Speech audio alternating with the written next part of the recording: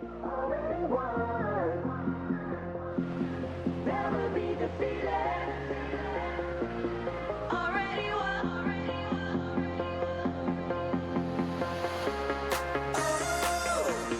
Already won. Never be defeated. Already won.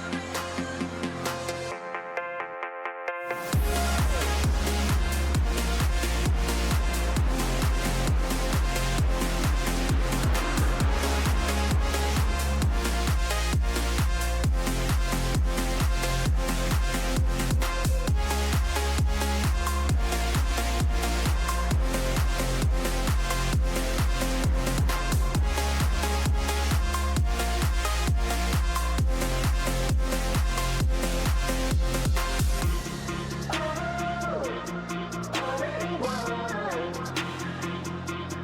Never be defeated. Already won.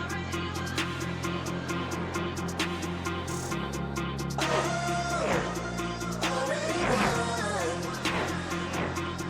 Never be defeated. Already won.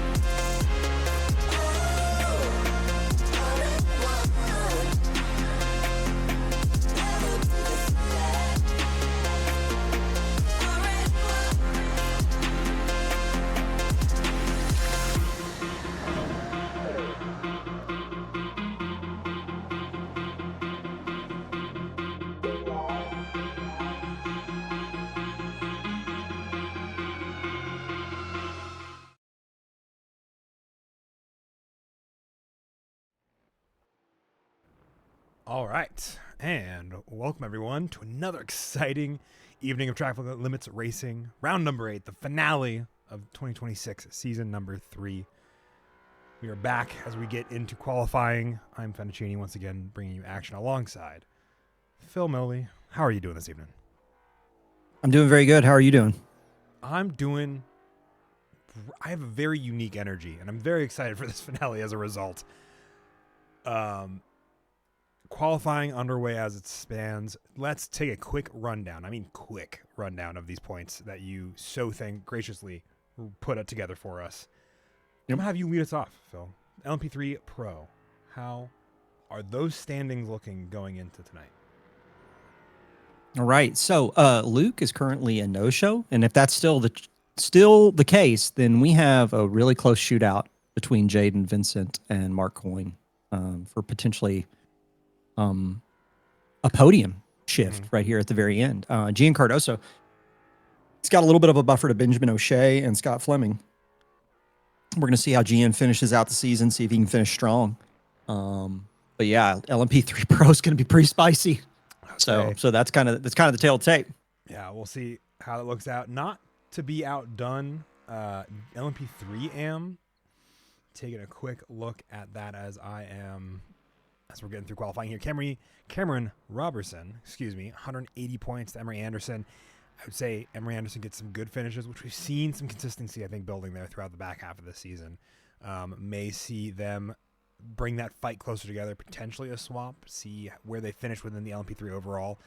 These three, including Jake Fulton, really make up the LMP3 AM podium for this season. I get the feeling, though, next season we'll start to see Tyler Crow as well as a couple other here make their way back up the order once more, especially Alan Love, who came in late this season. I get the feeling he'll have a better shot at the championship next season. Yeah. GT3s, Phil. GT3, I mean, to the surprise of no one, Ethan on top. But Tommy with a solid second place currently and has a really good buffer to Kyle Potter and Mike Bowen, but I don't think Tommy's going to rest on his I don't know what I forgot the saying all of a sudden. I don't think he's going to take this lightly. However, it is spicy because he did switch to the Lambo. Yes, so that's going to be cool. Yeah, late late season swap to Lambo. I think has really liked it since this 2026 season 1 iRacing update that came out pretty recently. And I'm really looking at the Sean Sullivan, Christopher Blue battle for top 5. I think that's going to be wonderful to watch. So we do have a lot in GT3 that we can pay attention to down the order, not counting the fact that Ethan wins it again. Unless Ethan crashes out and doesn't finish, he should be pretty well set. Yep. But I think, like you said, pretty much everywhere else down the order, there are still battles to be fought between drivers. And I think the same is true for GT4 Pro. Once we get done looking at the top driver there, Tanner Schiffner, as long as he comes across the finish line as well, I believe he wins out over Jake Hewitt. But Matt Pyle, Corey Lobner, Ryan Buchanan, this battle for the bottom step of the podium, I don't think has been resolved at all. Especially because I don't see Ryan Buchanan. No, I see all of them. I just missed Matt Pyle the first time. All here, I think wherever they finish up tonight will be an important shift there. Because like the LMP3 Pro, LMP3 scoring, GT4 is all scored as one group, regardless of if you're Pro or AM. Yeah. And speaking of AM, I think for the first season we've had, Phil, AM is not coming down to the wire. Oh. No. Yeah, that was a big save. The big save from Vincent there as we've been following along. Yeah, 184, Oscar Brown pretty much on top. John Newman in the witness protection program still holding on to second. Mm-hmm. We're hoping that the missile disabling or the chafe that we fired before the race is going to disrupt a lot of those LMP3s, and John Newman's going to make it through safely. Mm-hmm. But then Logan, good points in third, giving Eduardo Zamora a run for his money. Eduardo been getting a decent haul of points in the races he's been with us, so I'm interested to see. We did have Dave Schneider last week. He put some points on the board. So yeah, I think we got some good stuff to still watch for in GT4 AM. Yeah, I believe we do as well. But quick look, I do see a Luke Patrick on the track. Buddy. So Luke being here has some implications for that podium. But let's again, LMP3, they're scored together, so nothing is determined. I think I think if he does finish this and get points, it will potentially matter, but we'll see. As all the drop rounds are applied for here, any points you get here will be included in that totals that we looked at just a moment ago. So for him, he's looking at minimum distance, right? Yeah, he's just trying to finish is his goal. Yeah. Regardless of where he finishes, as long as he finishes, he should hold on to it. He's sneaking in at the last minute, making it nice and spicy for everyone. I love it. Which should make for, I still think it's going to be a pretty spicy battle for that second place spot on the podium with only an 8-point gap between Vincent LaRue and Jaden Ledbetter. And there is such a small margin of lap times here in the LMP3 category. And then, but we haven't gotten to the good part yet. So, I mean, no, you finish. Then I'm going to jump in. I think that was about it. So, I mean, GT4. I mean, look at that right now. Look at the margin between Tanner and Corey. Yeah. Like, and then Eduardo in AM. He's only 200ths off of Corey. Like, Eduardo's showing up and punching well above his weight. And it's gonna be interesting. I definitely think it's a track that really favors these front engine GT4s. You will have to look back to 6th overall Paul York to get a rear engined GT4.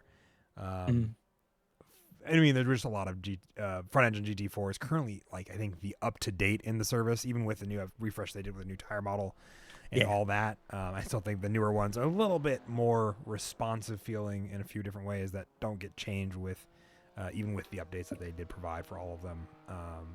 But I think it's really showing in this track how much more time they're getting out of there with such a close margin, a 10 separating Tanner and Corey, a 300 separating Corey and Eduardo. Rapid pace between these drivers. Yeah.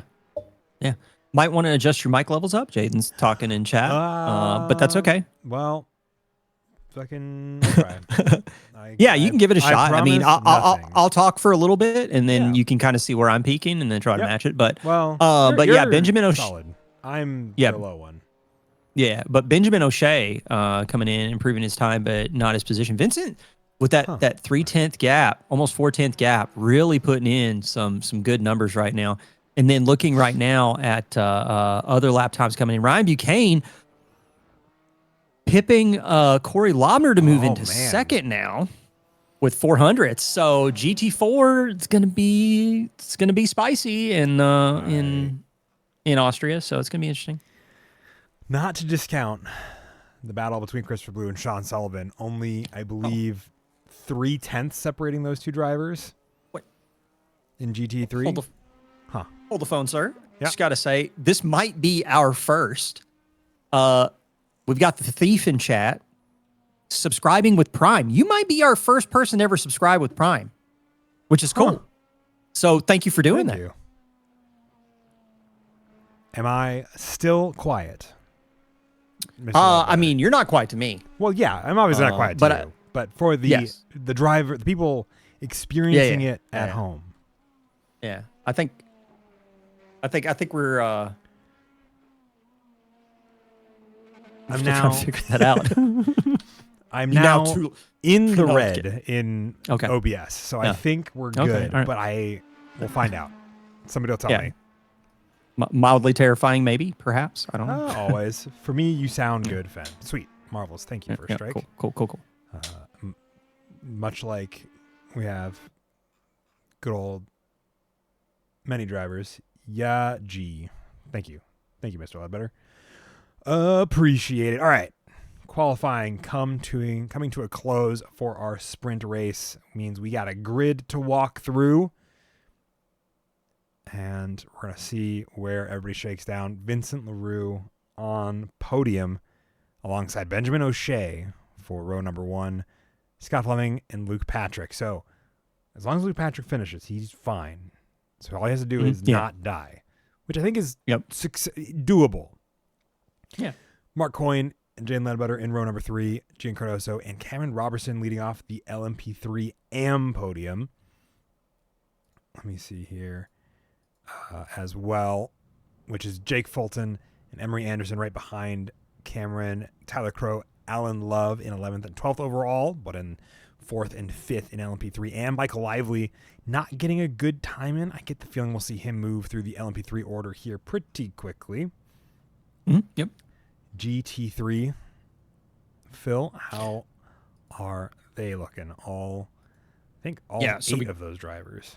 Yeah, so we got Ethan and Mike on the front row, and then we've got Sean Sullivan lining up alongside Tommy Cogan in the sex wedge. So I'm waiting to see what Tommy can do in the Purple Rain Crowd Strike Lambo. Kyle Potter in 5th alongside Garrett Hillman, with Christopher Blue and Brian Nolan rounding out our GT3 competitors.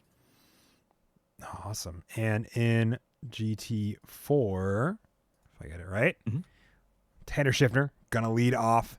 Ryan Buchanan, Corey Lobner alongside Eduardo Zamora, who still holds on to a top 4 overall. I think Eduardo Zamora might like this track just a little bit. Matt Pyle alongside Paul York. And then we get into Sophie Bozeman and Oscar Brown. Last but certainly not least, David Schneider, John Newman, Adrienne Maruzak, which we got clarification from her on how all that gets said. And Andrew Matthias round out the 12 GT4 cars on track. Total of 33 cars and their drivers to start us out for the final sprint race of the season. What are your final thoughts as we get ready to go take the green flag in one pace lapse time? I really want to see how this heat race winds up. I think placement order around here, short lap track. I do think it's going to be interesting how they finish, because that's going to set the order for our feature race, and our feature race going that 100 minutes. Pit strategy is going to be big, but I'm really thinking that we're going to want to see people get a good finish in this race, get a good placement for that feature, and then get down to those good pit stops, because that short lap, man, like you mess something up around here, you're going to pay for it. It's going to be huge. Yeah, I think I can't agree more. I'm also curious. Off tracks, pretty stringent in awkward sectors of this track. Something to keep in mind that I think will become a factor will be the ability to minimize those and minimize the incidence points so you're not hitting that incident limit that the league has. All those are the things I'm thinking of that will be, I think, plus everything else you've said. Be interesting. Curious how the podium stands, especially if Vincent LaRue goes points pole to flag for both the heat and the feature. And I think if Jaden is just behind him in both of those instances, he will tie, and that will give Vincent the second place podium. Yeah. Or first if Luke crashes out of this. But I get the feeling Luke's going to pretty much coast because all he has to do is finish, to my understanding, as it stands now, to get the LMP3 Pro Championship resolved. Yeah, I mean, I think, I'm really waiting to see kind of like how lap number 1 works its way out because I think also like turn 1, turn 3, I think are going to be big ones. Given how the LMP3s behave with some of the curbing around here too, that also could be pretty interesting. And then kind of like the middle section, I'm really kind of wanting to see if people are going to be overcommitted, pushing themselves a little too hard. But it looks like we're about ready to go green. We certainly are. Vincent's going to lead us away. Oh, we have a whole bunch up.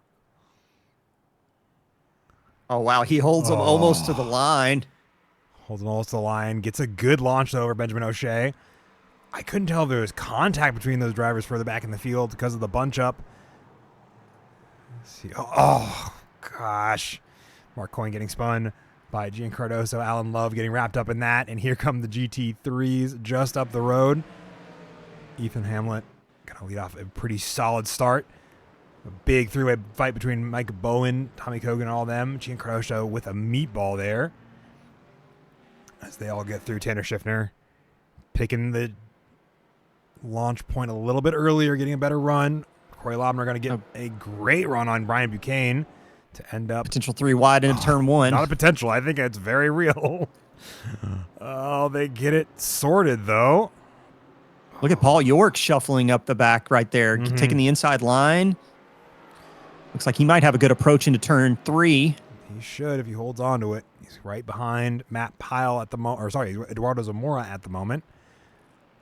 As long as he keeps to his racing line, that should see him with a good run from there up until turn number 4. Let me go to trap map while we've got it.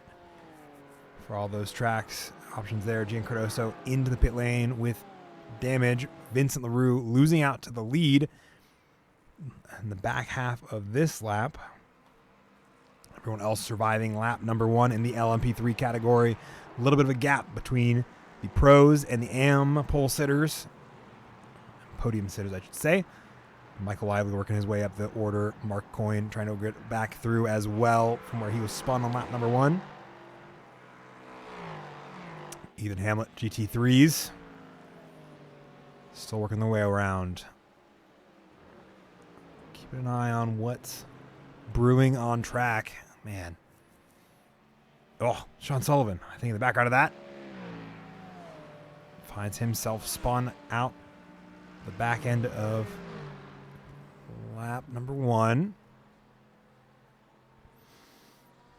All right, what am I missing, Phil, as I'm looking through all this initial lap? Right now, the thing I'm looking at is with Sean Sullivan taking that spin, that's going to give Christopher Blue a really good opportunity here to get some extra points going into the feature race. Those two right there in GT3 are going to be a pair to watch. Tanner Schiffner, Corey Lobner. I don't see. Let me double check real quick. Am I missing? We got no Jake Hewitt in GT4 tonight. So Tanner Schiffner getting a little bit of a reprieve from Jake Hewitt. Although on points, I mean, Tanner was like really locked in. But Matt Pyle potentially getting some good points with a good, strong finish here. He's just got to kind of catch up to Corey Lobner and see if he can start to apply some pressure, because those two are going to be some cars to watch. Actually, watch out for Paul York as well, because Paul York is within striking distance of both Ryan Buchanan, and Corey Lobner, as is Andrew Mathias. I mean, we've got some really good close fights in GT4 Pro in the mid-pack. Yeah, I've been watching this top 5 of LMP3 still within about 2 seconds of each other from nose to tail. Let's head right along. We haven't done a whole bunch of onboard shots tonight. See what It looks like. Looks like we might have a move. there was the look. I see. And then, Then the rejoin almost caught Jaden. Yeah. That was Scott Fleming. Yeah, Scott Fleming getting a little loose in the gravel there on the exit after trying to give the space to Luke Patrick, who's found his way around. Yeah, the corners here at Red Bull Ring are going to be very punishing. That is one thing that I do love about this track is it does have kind of that American or that old school British GT feel where off tracks commonly are punished pretty harsh. Towards the start of the lap, towards the very end of the lap and the very start of the lap, you do have some big runoff areas, and you do have a big runoff area at turn 3, but you get in that middle section, and we saw with Scott Fleming going off at turn number 5, that is kind of, that's another one of those places where you get pushed off, you get into that gravel, you got a problem. And then if you go into the middle section at Roush or Worth Curve in the middle sector, and it is very painful if you get an off track. That's one where we saw, like if you're an F1 fan or anything like that, we've seen a lot of F1 cars go off in there into the gravel and get beached. So Vincent LaRue hanging it around the outside of turn number 3 and sticking it to hold on and regain first place as they come into turn number 4. See how the back half of this lap looks for those two drivers here in a moment. The GT3 field spitting out pretty quickly. Only battle there, I think, is Ryan Nolan trying to hang out with Christopher Blue as they work their way through lap number 4.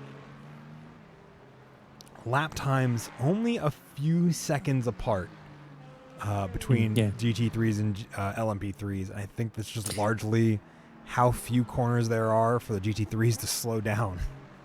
Well, and also there's these like really long straight sections, like coming out of the final corner into turn 1, coming out of turn 1, going into turn 3. I mean, that right there is like half the track, like a third of the track is straightaway. Yeah.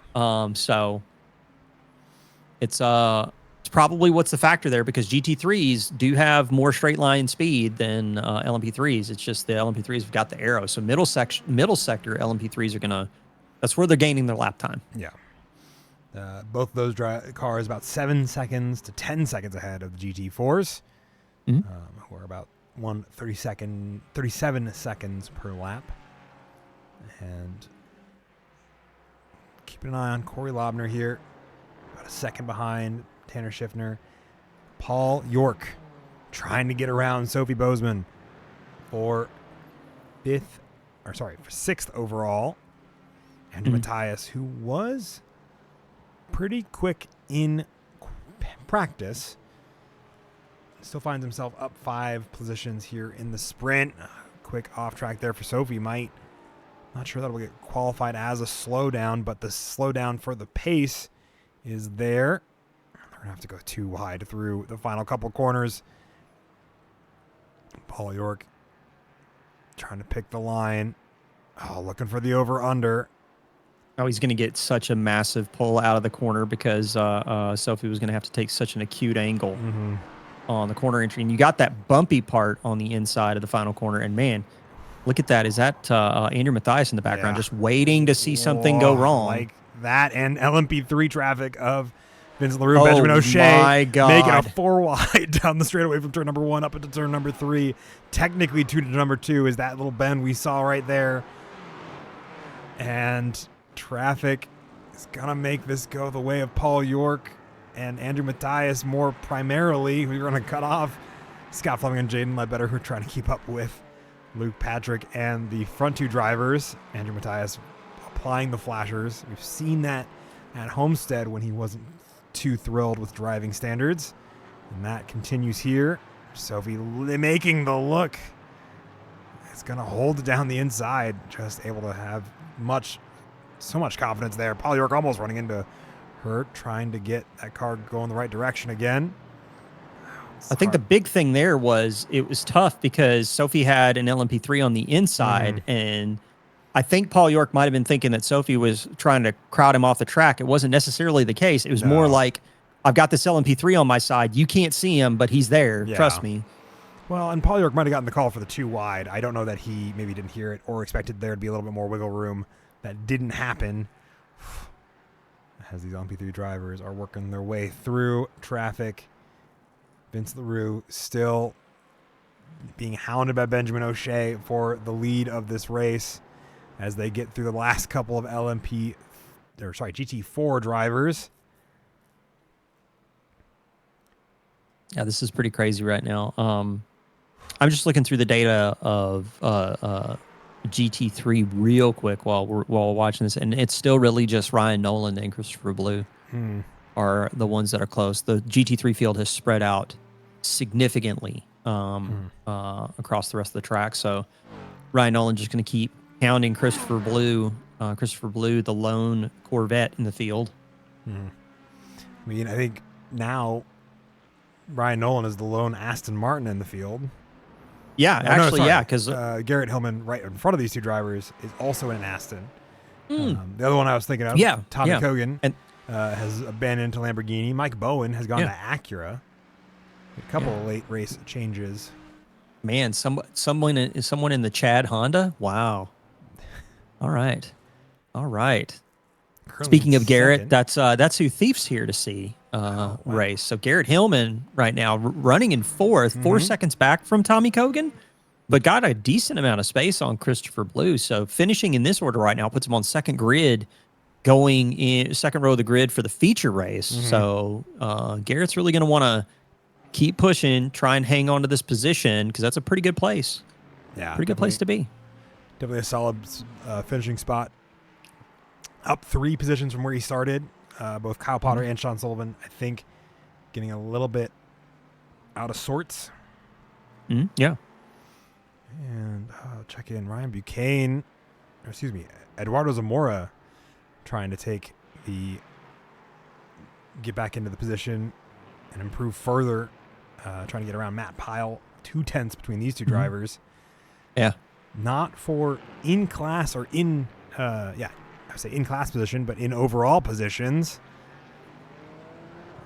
I mean, if I remember correctly, I think Oscar's got the... Is it Oscar who's got it on lock? Yes, I think for Oscar's got it on lock for being here.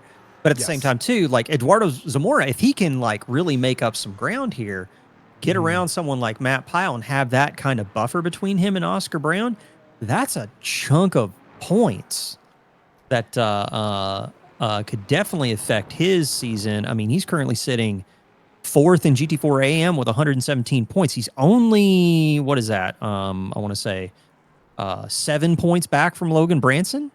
Yeah, I think it's not far from Logan Branson, so that might be a good and spot. Logan's not even here, so... One of the many drivers I think we've not seen this week as we are at the tail end of the holiday festivities. Yeah. For the new year. Oh, that is going to be a spin for Matt Pyle. Ryan Buchanan got a slide through as Eduardo Zamora. So did he just lose the back end? No, I couldn't... There was a tap. Let's see if I can there was a, run it maybe back. some... Okay. That is unfortunate. Yeah, there's that spin. This might be too early. Yeah, this is when it goes off track just the moment before this. So we'll hop along board here. See if I can do it this way with Eduardo Zamora. And if I look on the onboard, slows down a lot, and then just that small little tap. Just the smallest tap. Yeah. Oh, man, that's unfortunate. That's unfortunate. You definitely don't want it to be that way. For real. So that's unfortunate. Yeah, there's the... Oh, I wonder... That also qualifies as unsafe pit entrance. Yeah, that might be a pretty bad outcome for Matt Pyle. Eduardo Zamora goes off track, not far from it. I wonder if he is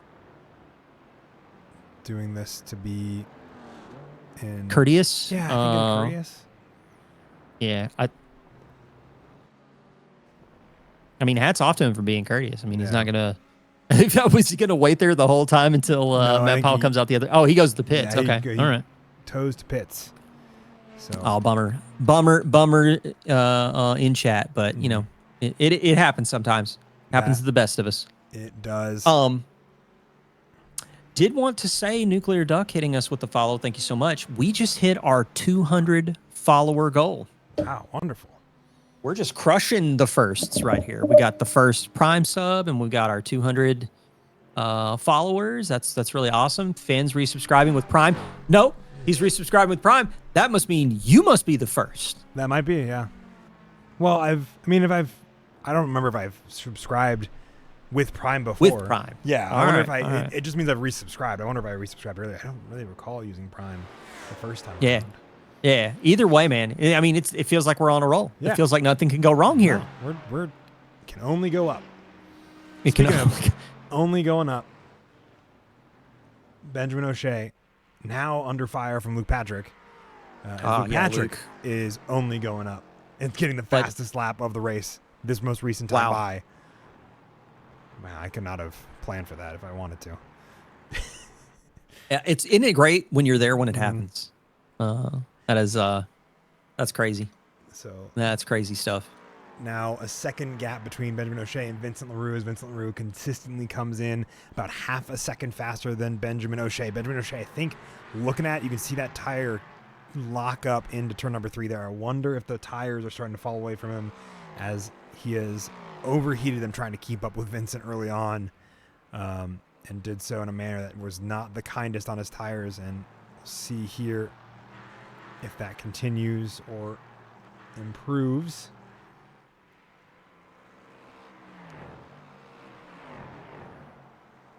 Trying to see as well. Battles kind of spread out here for this sprint race. We only have 5 minutes left, by the way, just under that actually. I know. Amongst all the chaos and the things that we've been talking Yeah. about and pieces we've been trying to keep up with, 15 minutes have passed. Yeah. We'll get to talk a little bit more about what we saw in the sprint race here in our warm-up. I think it might be a good opportunity as well to tease this trailer for 2026 season 1 that I was handed before this race. I think it was a day ago, 2 days ago. Yeah. I have to go reference my my lists here. Yeah, actually, sorry, 4 days ago, on New Year's Eve is when I was handed that. We should save that actually for the warm up. Let's get the race done and No, then that's what I pop mean. that in the warm up. Yeah, that's Yeah, what I was saying, yeah. in between. Yeah. Oh Well- man, look at Luke. Wow. Oh man, great exit Wow. there. Yeah.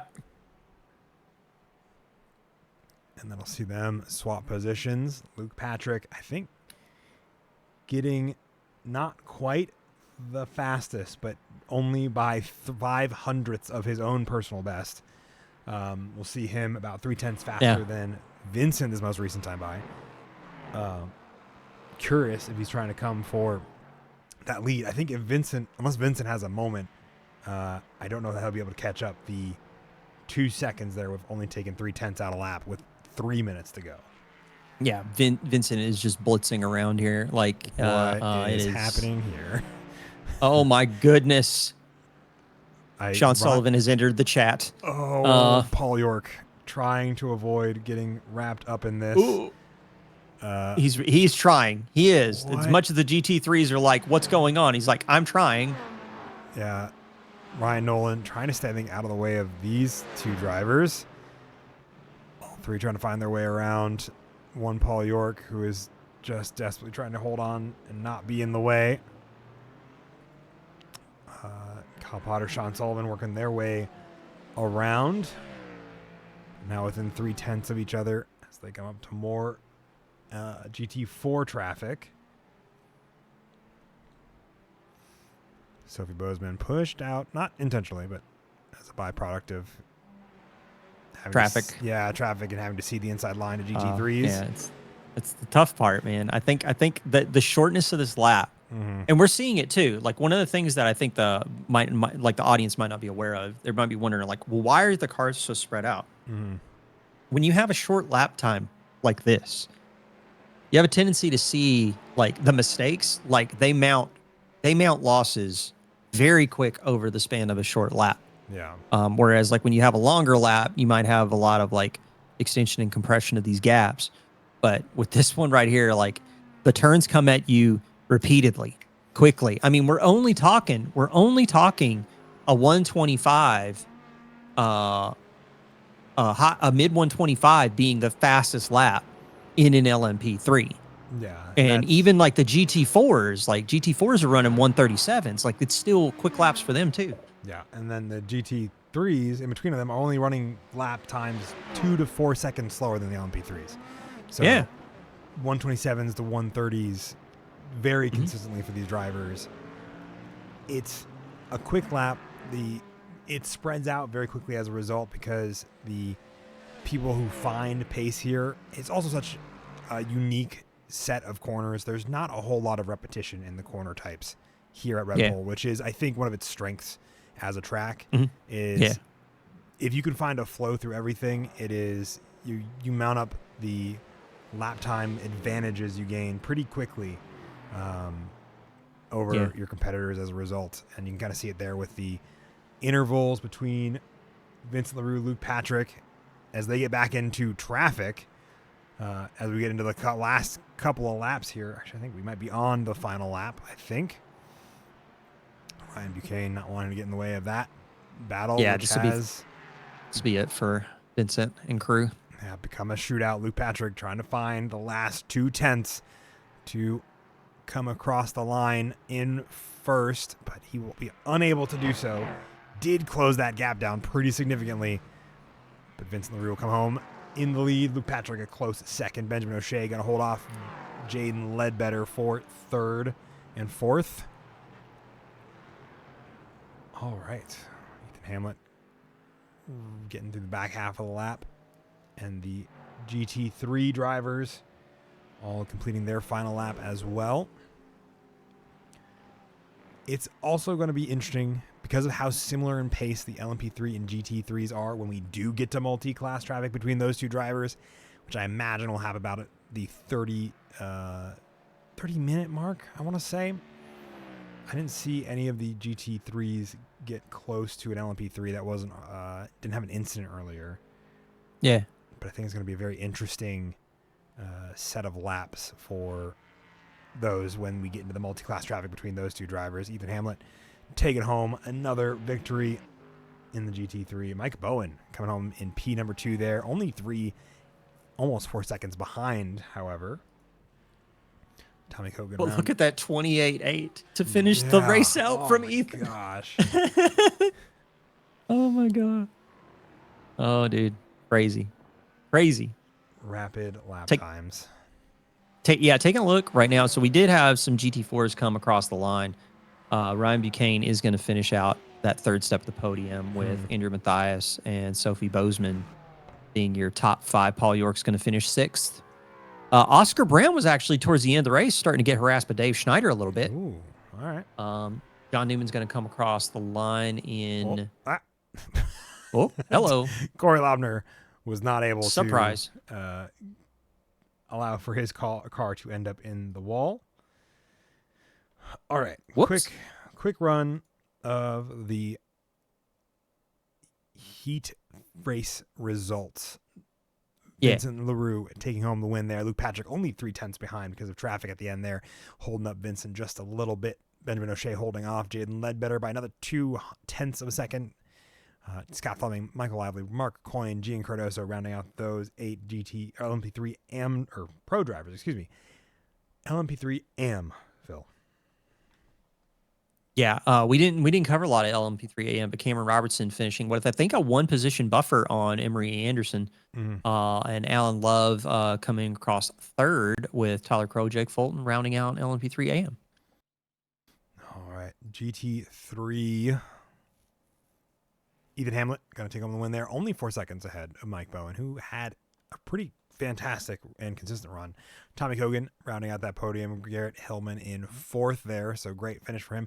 Christopher Blue finishing with a buffer spot between himself and Sean Sullivan there for that final battle between those two drivers. I think is starting to swing a little bit in the way of Christopher Blue. We'll have to see how the feature shakes out for all of them. Kyle Potter, Sean Sullivan, and Ryan Nolan rounding out the 8 drivers of GT3.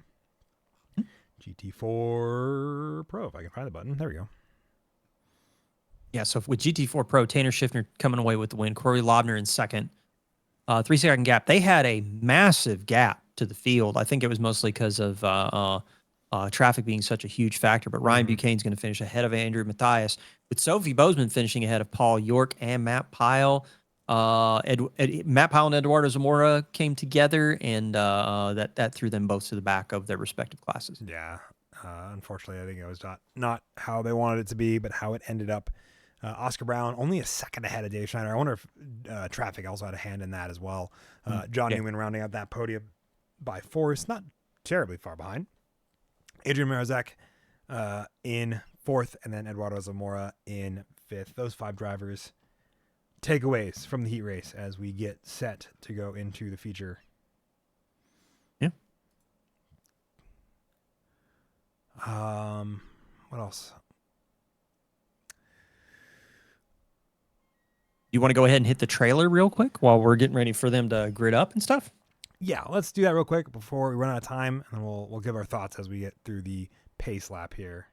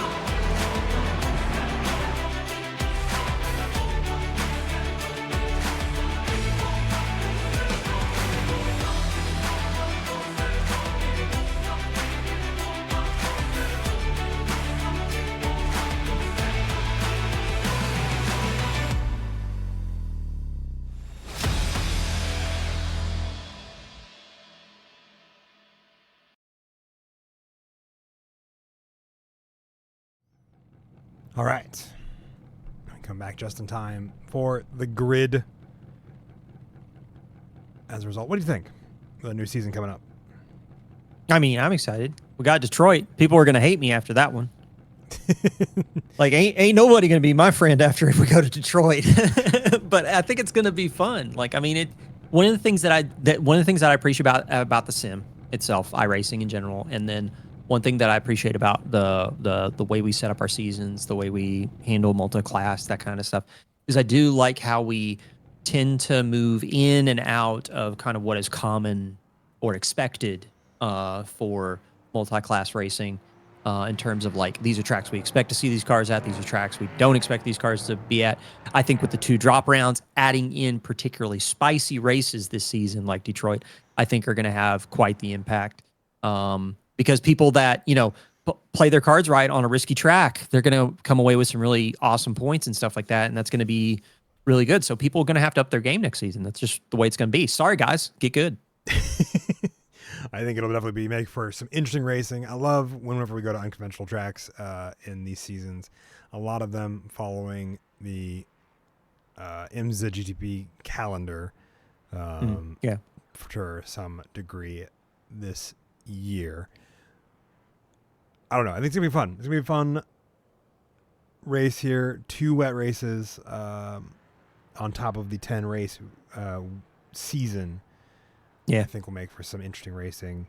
But first, we have to get through our feature race and our, I believe, if I'm not mistaken, 90 minutes, right? I believe it is 100, but I could be wrong on that. Let me pull that up real quick. I'm lost. We'll find out. No, it's okay. Yeah. Feature race is an hour and 40 minutes, so 100 minutes. 100 minutes. 100 minutes of Red Bull Ring coming up here in just a moment. It's gonna be brutal. Just a reminder for everyone at home, especially as we start to get towards the end of this lap, is one of the key things we have here with the feature race is that all car classes, all the different makes, limited to 50% fuel. So that is going to make for some interesting pit stop action. And again, with the short lap times, the on-track mistakes and the mistakes in the pit lane are going to be very harsh. So people are really going to have their head on a swivel, especially when dealing with traffic management, keeping those on-tracks low, and then dealing with your pit stops. It's going to be a big deal. Also, with the short lap time, I'm kind of curious if we're going to see any weird kind of like wonky fuel save attempts.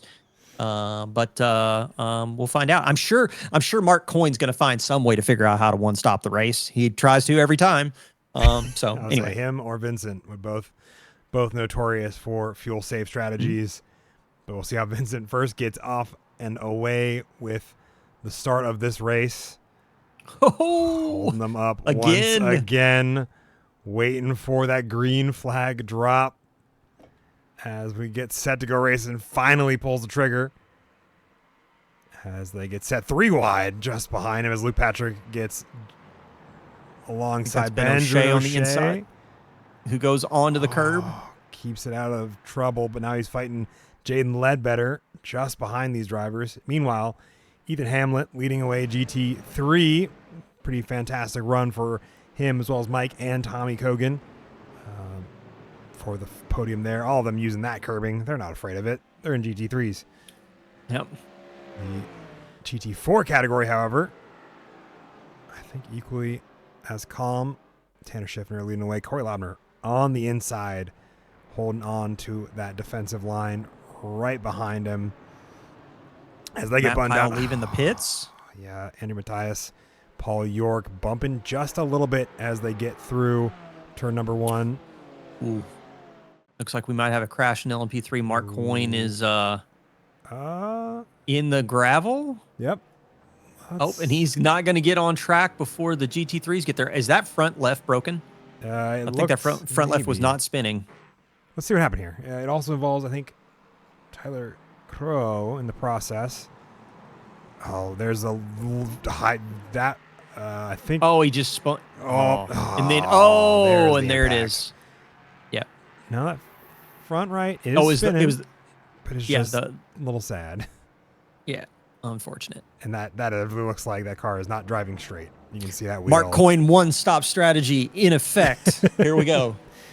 All right. Meanwhile, though, the rest of the LMP3 field getting through lap number 1 pretty well and dandy. Michael Lively making up his slow start to the heat race by finding himself up a position and 3 positions overall. GT3, Kyle Potter working around both Christopher Blue and Sean Sullivan. And the rest of the field there working their way each other. Sophie Bozeman, Paul York in the wall. Oh, man, what happened here for Paul York? Let's see. And then Andrew Matthias also in the pit lane. What happened here? Just a slow spin. Just the sad spin. Oh. And those are the worst, too. Andrew Matthias also dives into pit lane just beyond him. Well, he had a crash. Yeah, Andrew Matthias did have a crash earlier in the lap. I'm not sure what happened here. Let's see. But I think we're about to find out. Cold tires might be in effect Yeah, yep, they definitely here are. on that Look middle at sector. Yep. just how And then there's the slide. Manages to stay out of the other GT4 cars. So okay. he comes back on track. I wonder if he's just like, well, I dropped to the bottom of the field, try to go to the single stop strategy. Although, I mean, it is 100 minutes, so technically not a single stop. Probably going to be a two-stopper, but but still, maybe he's just like, you know what, I'm going to do something different.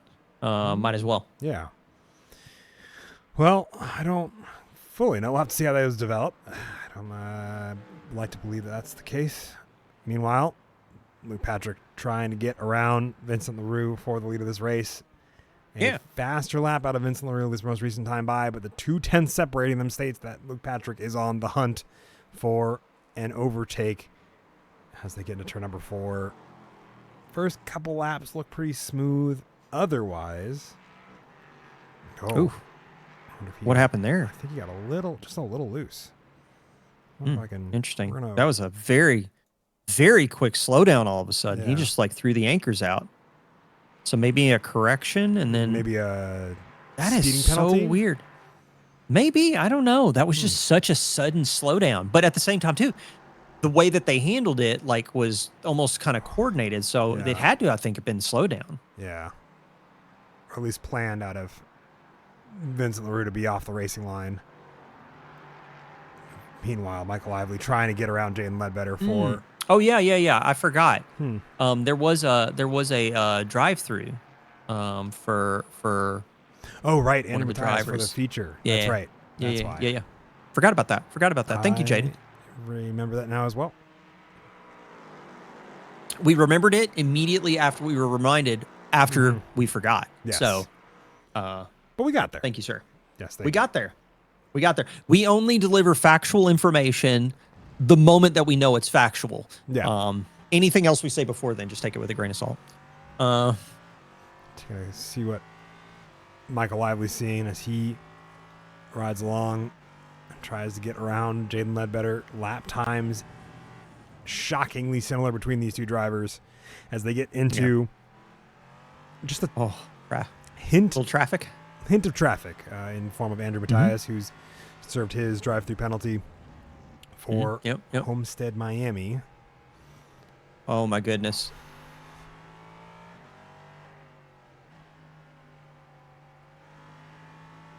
Imagine if the mail was actually delivered this fast through the mail slot. If they just replace all of the post office cars with LMP3s, I think the mail would be a little bit faster. Well, here's the thing. If they replace the postal service with LMP3s, delivering the mail is just going to be cool. I'm just going to be mailing stuff just so I can see people pick it up and drop it off. Just so I can watch LMP3s go driving past houses. Yeah, absolutely. Yeah, exactly. Although also it would be a lot of fun to see LMP3s try to come through my neighborhood. Living in central Arkansas, the roads kind of are like they're roads in theory. I'll leave it at that. Okay. So if we've ever wanted to see what LMP3 would do on like a dirt trail, it'd be kind of cool. So anyway, I mean, you adjust the they've made prototypes for rally. That's a thing. Yeah, That's a thing. They've done that before. they have. I mean, they still do GT cars for rallies still. So now they're asphalt rallies that maybe aren't the best indicators of it. Meg Lively getting around Jaden Ledbetter as we talk about prototype rally cars and bringing Scott Fleming slowly into the picture as well. For these three drivers, Vincent LaRue at the lead, now trying to get around John Newman. Oh no, John. Seems to be all right so far. John, please, John. Still 3/10 between these two. A lot of the other battles simmering down just a little bit. Yeah. Those lap times we're gonna start to see the gaps kind of fill up again because again, this track is very punishing for the off tracks, very punishing for the mistakes.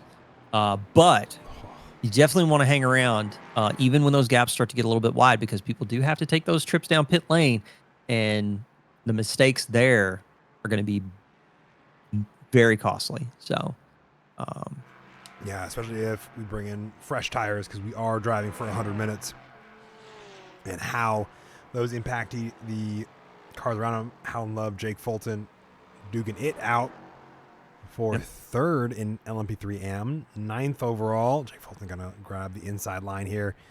Regain a couple of positions he lost at the start of this race. Yep.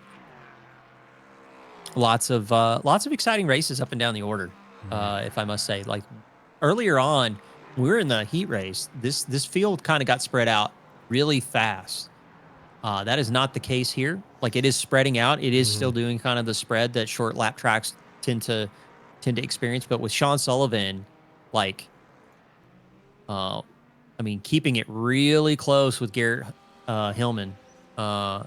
Christopher Blue's not too far out of touch, but also they're hanging pretty close to Kyle Potter too. Yeah, these two, about a second and a half between all three of them. Between Sean Sullivan and Kyle Potter. Let's see if I can do another onboard of sorts in this GT3 Mustang who's hanging out at the back of this trio of cars. Let's see what an onboard for the GT3s. You can really see how the power gets applied here versus the LMP3 that we've ridden through on a lap or two. Especially as Sean It is Sullivan so tricky. gets a great run here. Got the inside line. Now the fact that he has the inside line is one thing, but the fact that he's going to take a very acute turn angle here, and Garrett Hillman has so much room to be able to push out of the corner, and that's what's keeping Garrett in this fight. I mean, these fast corners here at the start and end of the lap tend to reward people who are on the outside.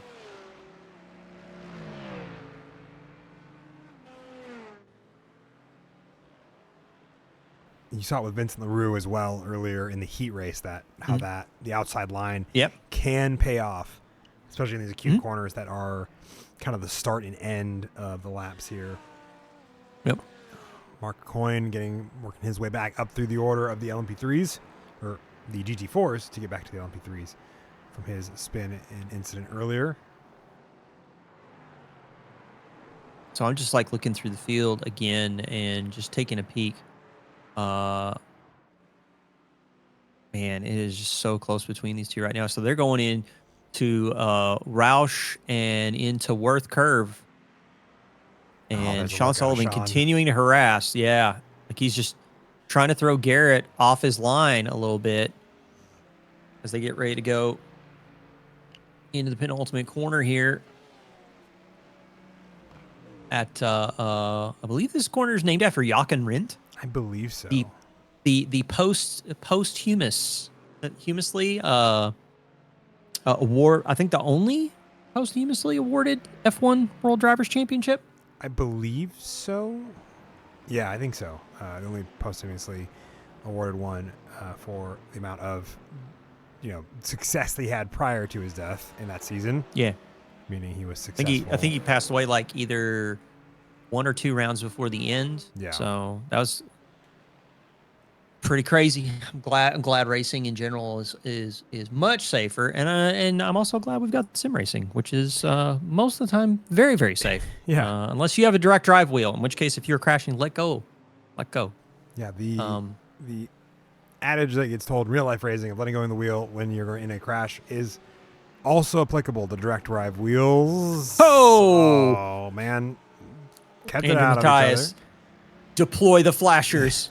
I don't think I didn't see him deploy the flashers this time. I didn't see him. Me. I'm writing a sternly worded letter on his behalf. All right. John Newman has crashed. I wonder what happened here. It looks pretty... well, I don't know. You hit the Jaws theme music as the 2 GT3s. Nope. Okay. Nope. It's just Porsche things. Oh, good heads up driving from Mike Bowen, though, to not run into him as they work their way through.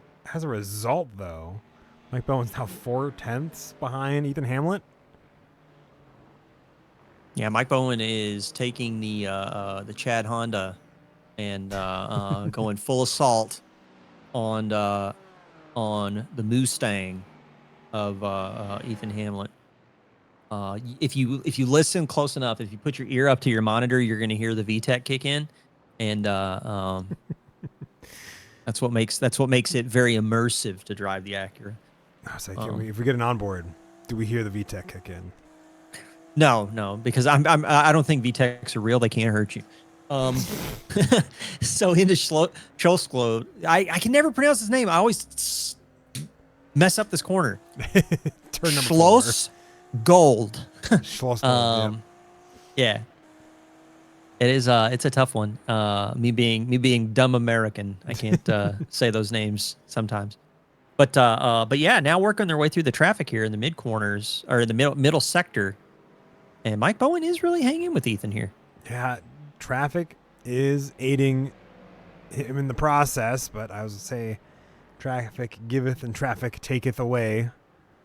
Yeah. We'll see these two continue to duke it out as they get around David Schneider,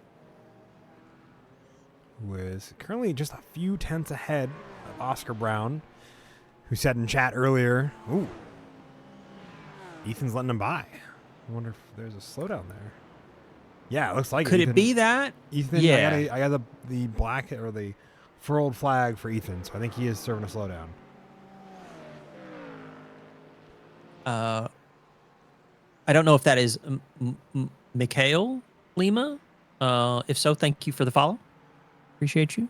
Yeah, we've hit our goal, 200. 201. 201 now, yeah. So now our goal is 202. So if we get 202 followers, we will hit our goal for three times in a single stream. Like, Oscar Brown talking before the race that this is going to be an interesting, his 100-minute feature is going to be something. And I could not agree more. You know, we still have two close battles in LMP3. You just saw the GT3, especially as Benjamin O'Shea. He keeps it out of the fence, though. Oh, that was lucky. Just barely out of the fence. Great catch there. Right on pit exit. Well, thankfully, not in the pit cycle. We'll see him fall back into step alongside Emery Anderson and the LMP3 AM drivers. We'll see how far he gets back up the order. Can we go take a look at Tanner Schiffner, Corey Lobner right now? Because that looks okay. All right. And here comes Mike Bowen. Yep. Mike Bowen at the tail end. Oh, Paul York getting into the rear end of Corey Lobner. Not intentionally, I don't think. And then Ethan Hamlin having to take evasive action so that way he doesn't get caught up in it. It is successful in doing so. Right behind all of these guys, though, is Kyle Potter and Tommy Kogan, who are duking it out. Kyle Potter going to make it 3 wide around the outside. Morrow trying to figure out what to be doing there to not be run into by that Lambo who's trying to not run into a Porsche. Oh my goodness! Traffic. This is great. This is the stuff. It's going to be so interesting when we get GT3s and LMP3s duking it out over bits of track. Yeah, especially if the LMP3 forces the issue in the final corner. Yep. And then they get in a drag race to turn 1 and then a drag race to turn 3. Yep. It will be an exciting time, I think, regardless. Kyle Potter trying to hang with Tommy Kogan. Lap times only a couple tenths faster for Tommy Kogan, for Kyle Potter. Recently, I think traffic has made that swing wildly in one way or another. And I would say the same goes for Vincent LaRue, who has got a second to Luke Patrick now after being only 2 tenths there. I have to imagine, GT4 traffic is to blame for it.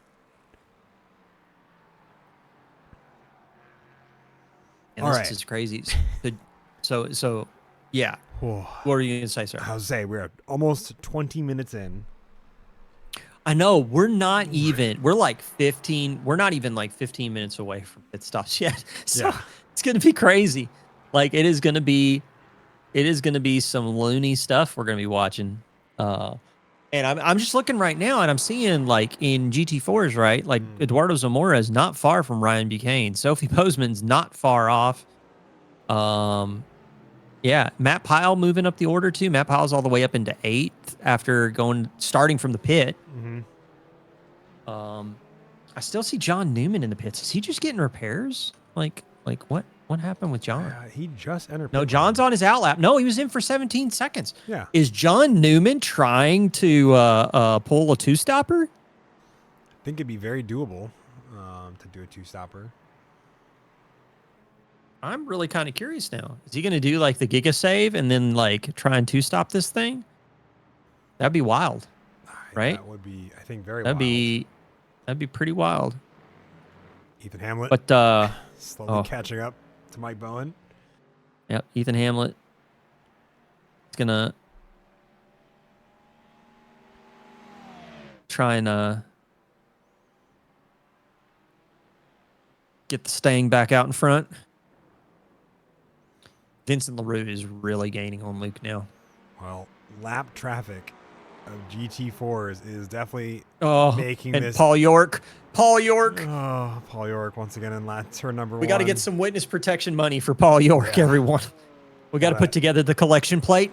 Got to induct him into the service there.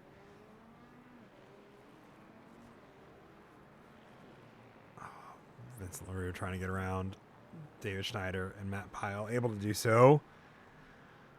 Oh, boy.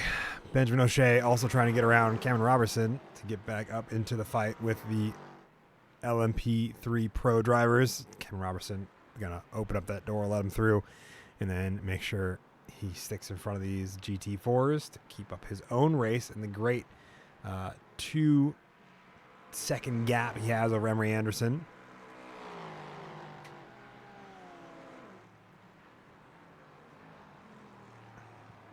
Kyle Potter still trying to hang with Tommy Kogan.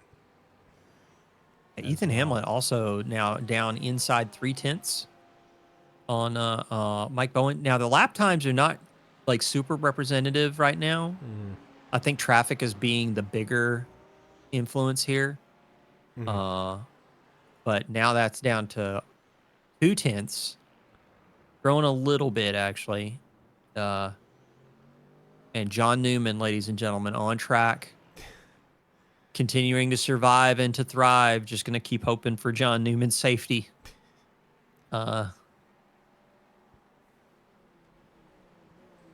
Couple of battles in GT4 that are still working themselves out.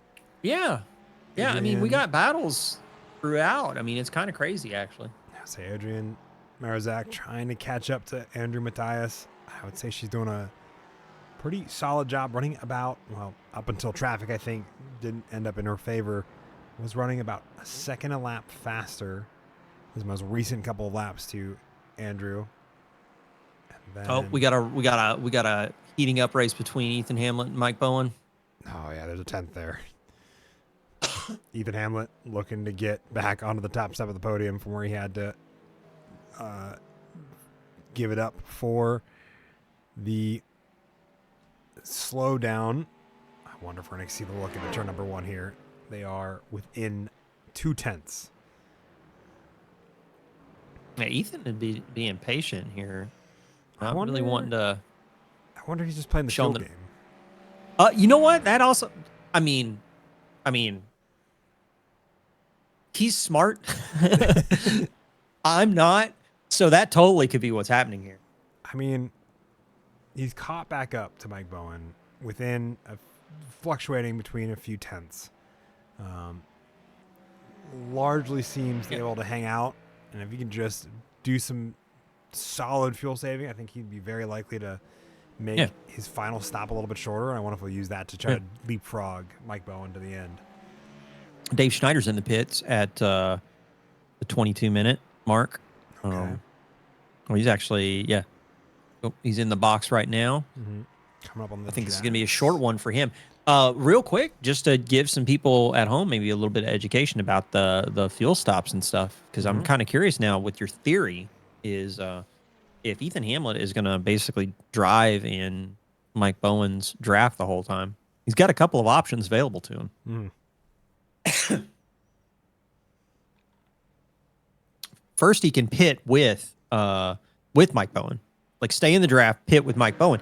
the thing is, he'll have burnt less fuel because he will needed to have used less fuel to get the same sorts of lap times because he's not punching through the air. Mike Bowen's basically dragging him around the track with the draft.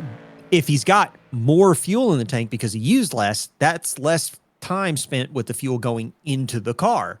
So he could save some time there. He also could potentially, if he saves enough, might even be able to push to overcut him by like a lap. I think that might That could be the very goal. interesting. Yeah, I think that might Yeah. be the goal there. You got to look, though.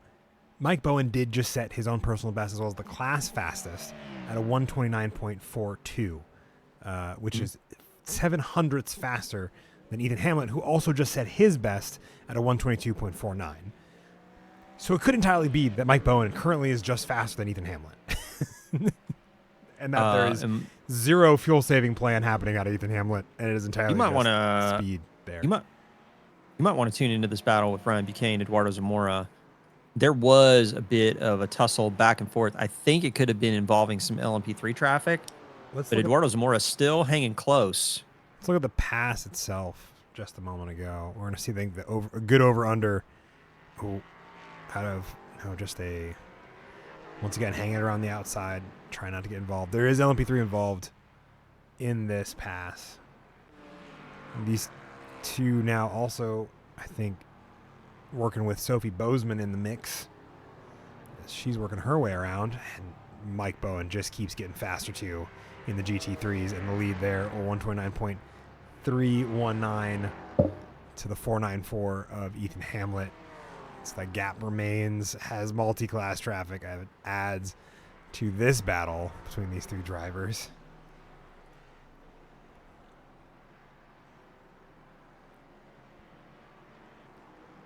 It's getting really spicy, actually. Also, let's talk off tracks. Oh, yeah. I mean, because, oh my God, we got some 18s. We got people with 18 off tracks already. We got people with 16 off tracks. Yeah. 12 off tracks, 11 off tracks. I mean, Paul York, he's got 12, but I mean, he's also gotten bumped around. So it's going to be very scary. People are going to be getting some DTs. I think that's just going to be a thing. Yeah, I was talking with Corey Laubner, John Newman, prior to this, a little bit earlier this week, just before the IMSA Vintage Racing, about the drive-throughs and off-tracks here. So I think it's definitely a thing we'll probably see a couple drivers fall prey to as they're working their way through this race, especially as we get further and further along with 11 off tracks, 18, 16 from some drivers. I think that drive-through limit will be hit pretty quickly for them as they work their way around once more. Front end of the LMP3 stick, pretty spread out at this point. About 5 to 6 seconds between each of the drivers. I think traffic playing a huge role in that. Yeah, I think a lot of what people are going to need to focus on with respect to their races is, you lose out, a gap starts building, something like that. You're really going to need to do a pretty good job of just kind of like trying to keep things together and try not to lose as much time as possible. Tommy Kogan with a spin there, that looks brutal. Just caught the rear tire on the curbing, and that is enough to send that car around. It's one of the few spots you can't really use the curbing with only one tire. You do have to use both. We got Sophie in the pits on, what is that, lap 16 for her? Her lap 16 there, lap 19 overall. We're going to see Adrian Marozak jump in as well. Yeah, so it could be that people are taking that early pit stop so that they can go full fuel runs pretty much to the end.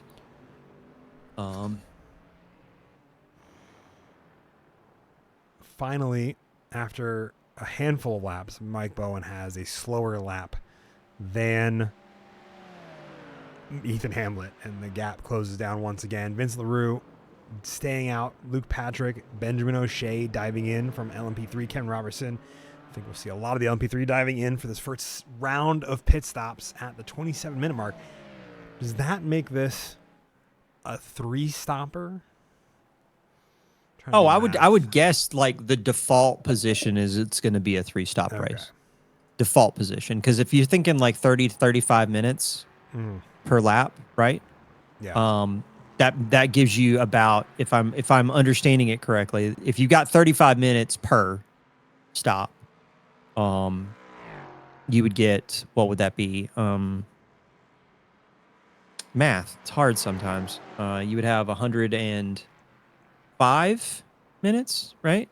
Of time. So yeah, maybe even 4. But the 30. thing is that them going in early before that 35-minute mark, I'm kind of curious. The other thing that we could be looking at too is I was assuming 35 minutes would be the normal pit stop window for people, but again, the lap times are a little bit quicker, and I also don't know what the fuel burn rate is going to be like for most with of the how cars. much you're probably on full throttle because of the straight line speed you're looking for, I Yeah. imagine, especially as we have both LMP3s and GT3s diving in now.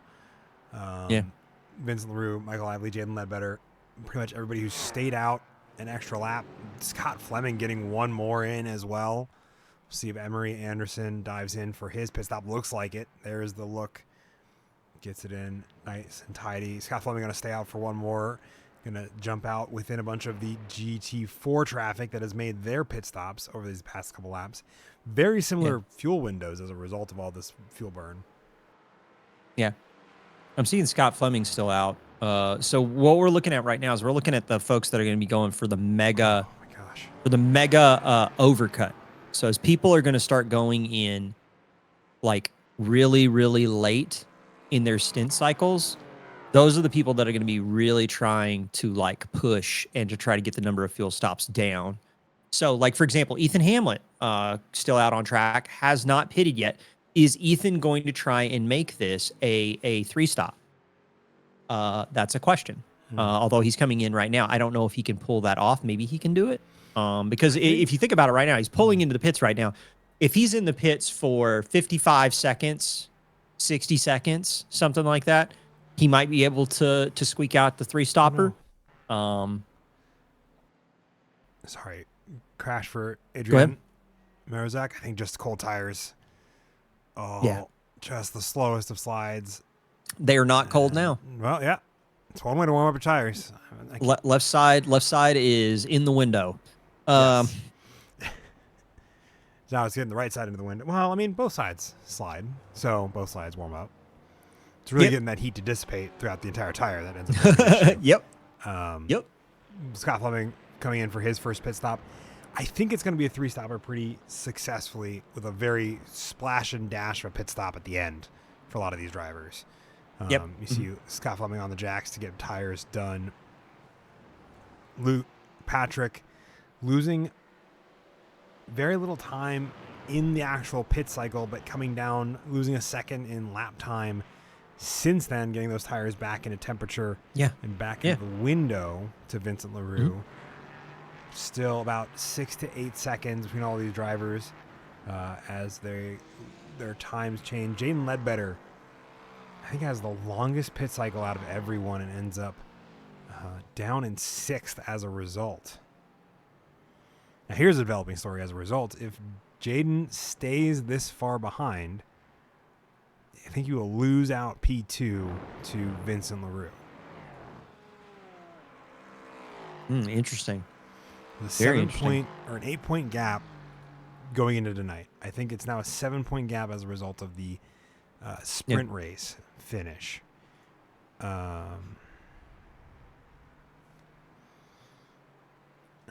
Two type of humans for okay.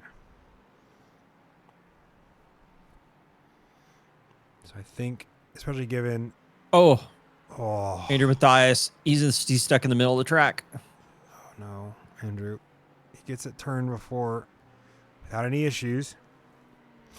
Is that car squiggling a little bit? I think it's just swirling because he's trying to get it going the right direction. I don't see any damage on it. Yeah.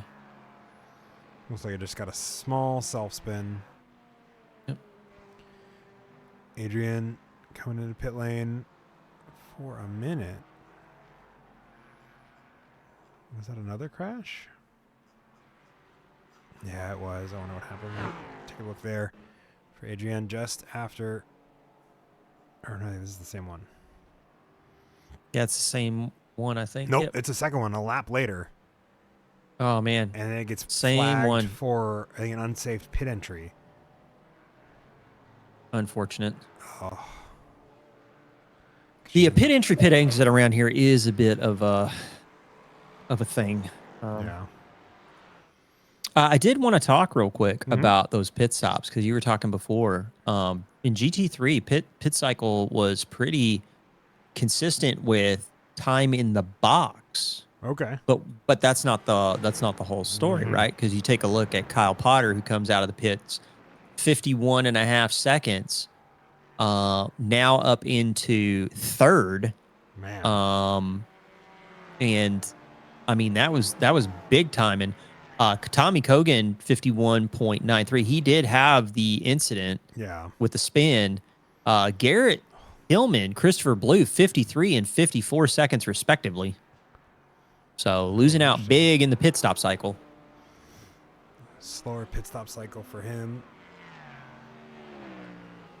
I mean, the same sort of deal like you were talking about before with Jaden, right? Like where is Jaden like really losing out? Jaden lost most of his time in the box. Yeah. But the actual difference is like between like say Benjamin O'Shea and Jaden Ledbetter is like 3.3 seconds, 4.3 seconds.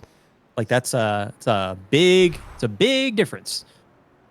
Oscar Brown trying to keep up with Sophie Bozeman as well. Yeah, just a huge difference between these drivers. Keeping an eye on a couple of battles here. Mike Bowen back within a few tenths. Oh my gosh. Ethan Hamlet sliding around a little bit in that machine. I think he's still trying to get the tires to be warm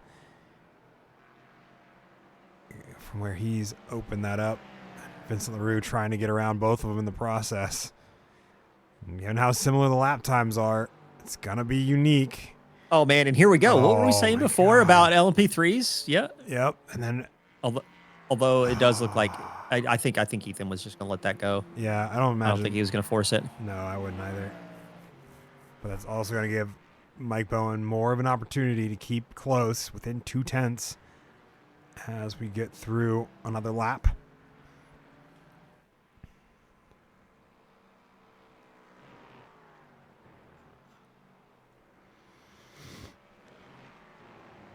I want to talk again about something pretty interesting to watch right now. You take a look at Eduardo Zamora right now, third in the overall, Man. top spot in GT4 AM.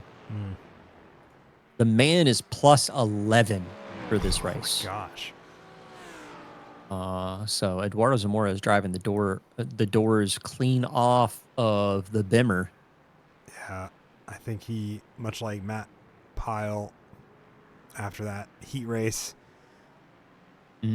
finds himself, I think, very far up the order as a result of just consistent lap times. You look at the lap times coming out of him, rivaling that of the drivers in front of him, Corey Laubner, Tanner Schiffner, with the 137.75. This most recent time by both those drivers at a 137.92 and 93 for Corey Laubner and Tanner Schiffner, respectively.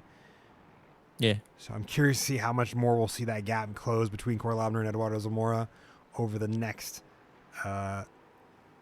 basically hour we have left of this race. Plenty of time. Mark Coyne diving in for his, I think, first full stop now that he's not in that car has gotten that car put back together.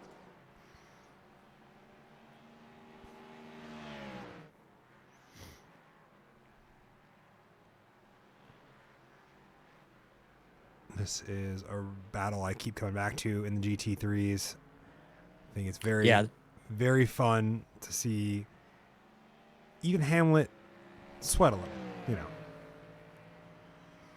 That we know. Yeah. That we know. The one thing I did want to say is like right now that battle with Mike Bowen, Ethan Hamlet, And I mean, we've only got like 4 battles right now on track to really like watch right now. Because again, like what the folks at home might not know is with these short lap times and stuff, we're starting to see the field spread out a little bit. So we're probably gonna settle into this dynamic for a majority of the field until we hit that next pit stop cycle, which I guess is gonna be around the hour mark, kind of close. Yeah, it should be around 50 to 65 minutes based on when Yeah. everyone came in. Mhm. And I gotta imagine it will be one of the things that'll make or break the final sectors. Yeah.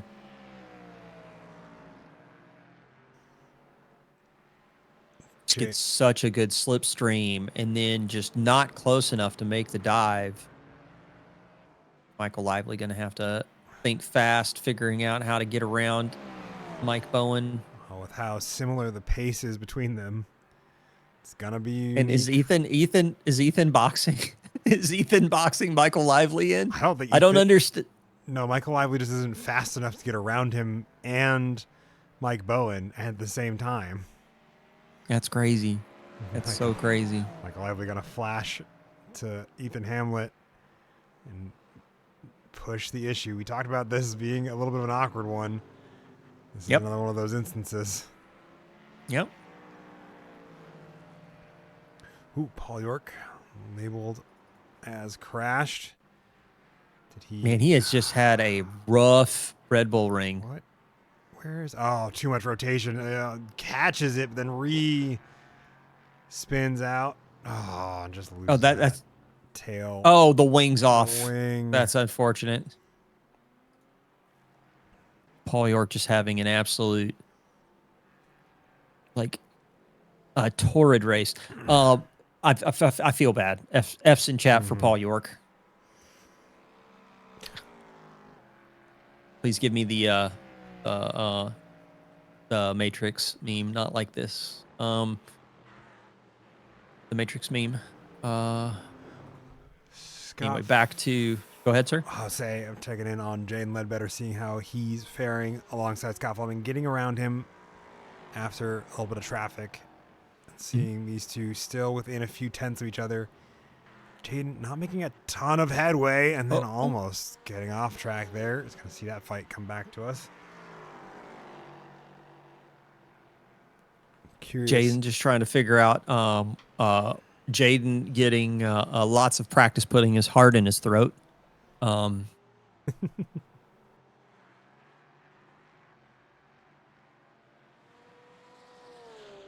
suddenly we got ourselves an LMP3 race with these two. Yeah, we do. In fact, Same deal right now with Gian Cardoso and Cameron Robertson. Yeah, They're not too far apart. G and one of the other drivers caught up in that early lap 1 incident with Mark Coyne. You see those two. Yeah, Cameron Robertson currently trying to see how far ahead he can stay of G Cardoso. Sir, if I may call your attention to Oscar Brown, Sophie Bozeman. That is and Ryan Buchanan. And LMP3 traffic. And LMP3 traffic. Let's do a little ride along with Oscar Brown here. The GT4 of that BMW. On entry into Schlosskold. Turn number 4 for those of us who don't want to try to say Schlosskold. Man, you're too kind. You're too kind. It's really tricky here. Again, the off track on the outside is going to be brutal if you go off with the gravel right there.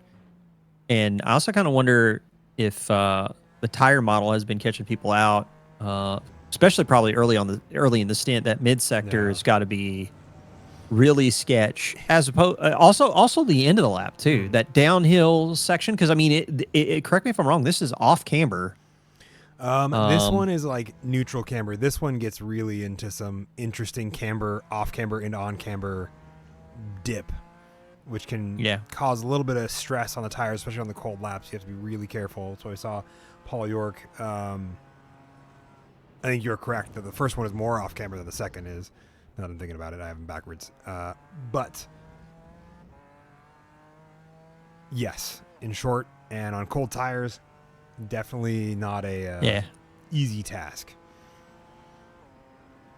Yeah, it's crazy. He is really hanging with Sophie. Mm-hmm.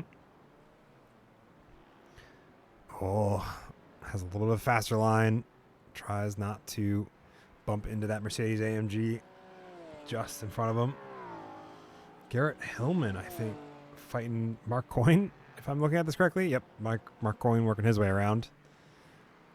We also missed so Eduardo Zamora went off track, still hanging on to third, but then Ethan Hamlet loses a position to Mike Bowen. Yeah, I want to see this one real quick. I wonder what happened there. Ooh, huge twitch there out of Ethan Hamlet. Those tires, I think, have not been super kind to him this second stint. And that's how that ends up happening. Oh, That, or I'm also kind of curious if like Ethan running like an absolute the setup on a knife's edge. mm-hmm. I mean, these guys, especially at the upper front of the GT3 field, they really do have some blistering pace. Yeah. I wonder how close to pro these like setups really are. Yeah. Because I bet they are so twitchy. Mm. Especially if you get the tires either out of the window or fail to bring them in the window. Benjamin O'Shea tries to get around. I know we talked about it, but it's still super interesting how the LMP3s have to work with the GT3s because of how. Is Benjamin bumping Mike Bowen? It looked a little bit. Yeah, it definitely looks like it, but not quite. But definitely is trying to figure out how to get around, and the straight line speed of the LMP3 rivaling that of the GT3 is going to make for an interesting turn number one here. Oh, they got it. They get it sorted. Oh my goodness. Emery Anderson diving in early for the second stint. Oh, narrowly getting it slowed down in time. Emery Anderson sitting on 3 off tracks. Just want to call that out. Paul York, however, has, I think, hit a drive-through as Yeah, a result I of think- incidents.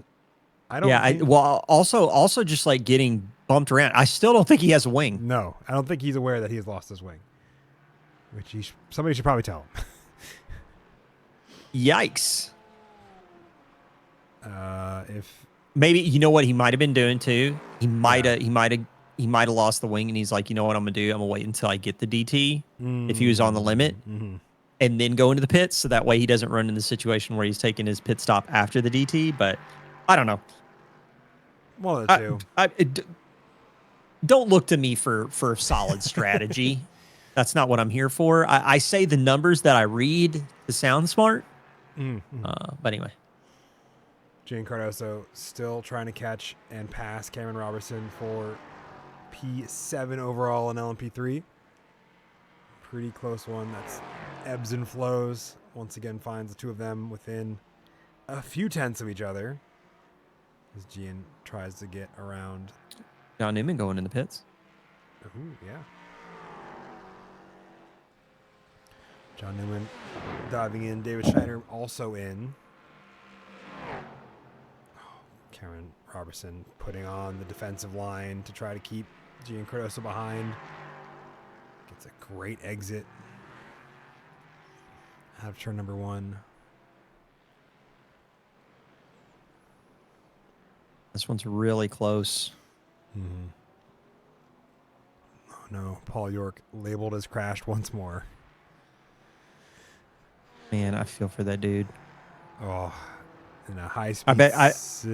I'm gonna bet the wing is involved there. All right, staying out. Okay. All right. Yep. Okay. Oh, Cameron Robertson trying to keep that car out of the back Andrew Mathias. bumper. Gian Cardoso almost getting pinched off the road as Cameron Robertson tries to take the racing line. Both drivers having to take evasive action as they slide across this track. Andrew Mathias going, well, I'm super glad I lifted and let them do their thing. Benjamin O'Shea, meanwhile, getting the fastest lap of the race with 125.61, about a tenth faster than the leaders up at the front of the field. Speaking of fast laps, Yeah. it's pumping in the quick ones. Got that 29.3 to his name now. Yeah, 29.309 to set the new fastest in That's crazy, man. GT3. Sophie Bozeman also diving into pit lane.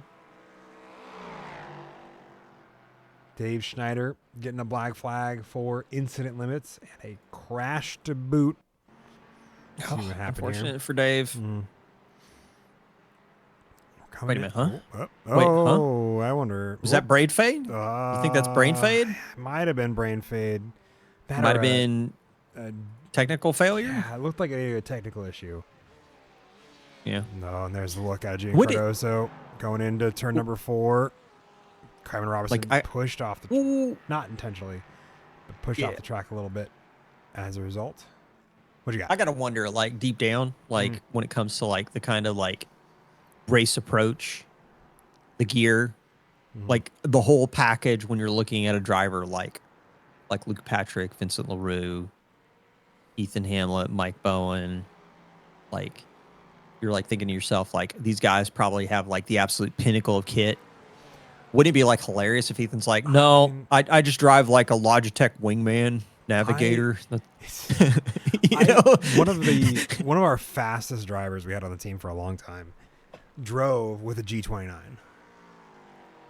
Like the Logitech, and I love that. G29, and just knew how to drive it, knew where to put it, and was rapid as a result.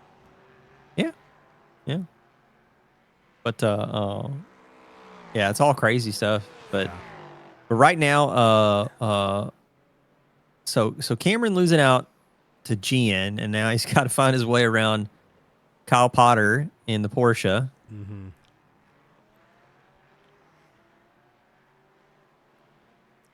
Tommy Kogan getting passed by Mark Coyne. Not for in-class position, but For overall, race position. Overall, as Mark Coyne tries to work his way back through the order after the lap 1 incident. Mark Coyne's still sticking with it after getting I mean he's like 2 laps down to the leader right now. Like hats off to Mark Coyne. Hardest working man in sim racing. You heard it here first. Absolutely is. And Oh. God, man, it looks like that car is so sketch right now. it does. I don't know if he took tires or didn't take tires. I can't tell which one was needed more. Whatever he's doing right now, setup wise. Maybe he needs an old priest and a young priest. I don't know. Yeah, maybe. I don't know. But it looks like it is not that happy with the decisions that are being made there.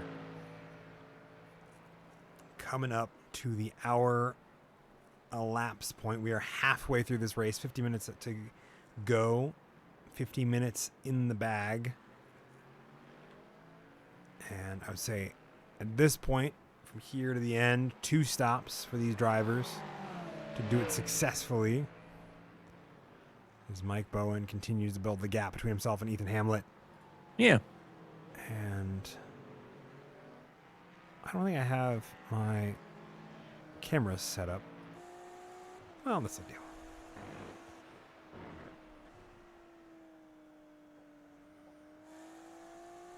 That's actually a really cool angle going through this sector. Like, cause you can just see Ethan's car like just peeking around the fender. Yeah. As we go through the double right-handers at Roush and Worth Curve. Seeing this And then you gap. can see this kind of like off-camber nonsense going through Jochen Rindt, and then finally out of, I believe this is Red Bull, or is this Mobile? I can't remember what the last curve's name is. But yeah, it's 6/10 between them right now. Yeah. It's also cool watching them make the transition as they go through, trying to take the straightest line possible through turn 1, and then they're going to hit the brakes here. This is the turn 3. This is the biggie in F1. This is where you've seen like the Rosberg Hamilton or the Verstappen Norris sort of like kind of nonsense games. But the GT3s just handle this corner so much differently, so much more stable. Yeah. Like they can just like monster truck some of the curbs. around here. I mean, their suspension is so much more forgiving than I feel like a lot of Formula cars are. Yeah. Oh, there's Corey Laubner. Hi, Corey Laubner. A random Corey Laubner appeared. Oh, look at that! Look at the wag coming out Wiggle of there. out of Roush, man. That was a good catch from Corey. Absolutely. Meanwhile, gap increasing between Mike Bowen, Ethan Hamlet. Curious to see how the pit strategy, how the pit strategy develops for these two at this point. Benjamin At this point, O'Shea I gotta wonder if there's a tire thing going here for Ethan. for Ethan. Yeah. I gotta wonder. I don't know, that man. as well. I don't really know what the good explanation is. Benjamin O'Shea getting an off track here, and then is going to get passed by Jaden Ledbetter as a result. This corner for the GT or the LMP3s is Saved it again. Yep. Same spot. Twice. Saved it again. We saw Jaden Ledbetter also have an issue here early on in this feature race. Definitely one that I feel like you cannot hit the yellow curbs in the LMP3s, and you super can No. with the GT3s. Yeah. Yeah. You hit some of these yellow curves, man. You are Tony Hawk Pro Skater. You are grinding the corner, and that's not what you're supposed to do in these cars. Like that floor, the floor don't like it. So yeah. I mean, you're super low to the ground. I mean, just take a look at. I mean, it is not that far off the ground to begin with, and then you hit one of those like sausage curves on the apex. It will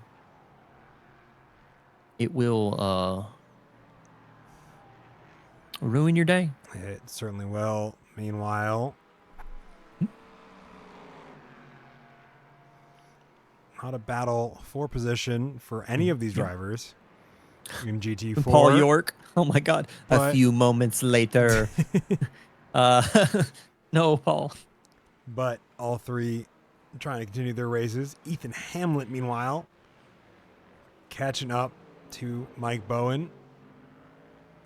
Yep. Traffic, Maybe the tires are coming back to him a little bit. I think traffic also leaned a little more in his favor. Yeah. Eduardo Zamora diving into the pit lane for his second stop of the night. Should make for an easy three-stopper for him, so we'll see how he fares with the rest of GT4.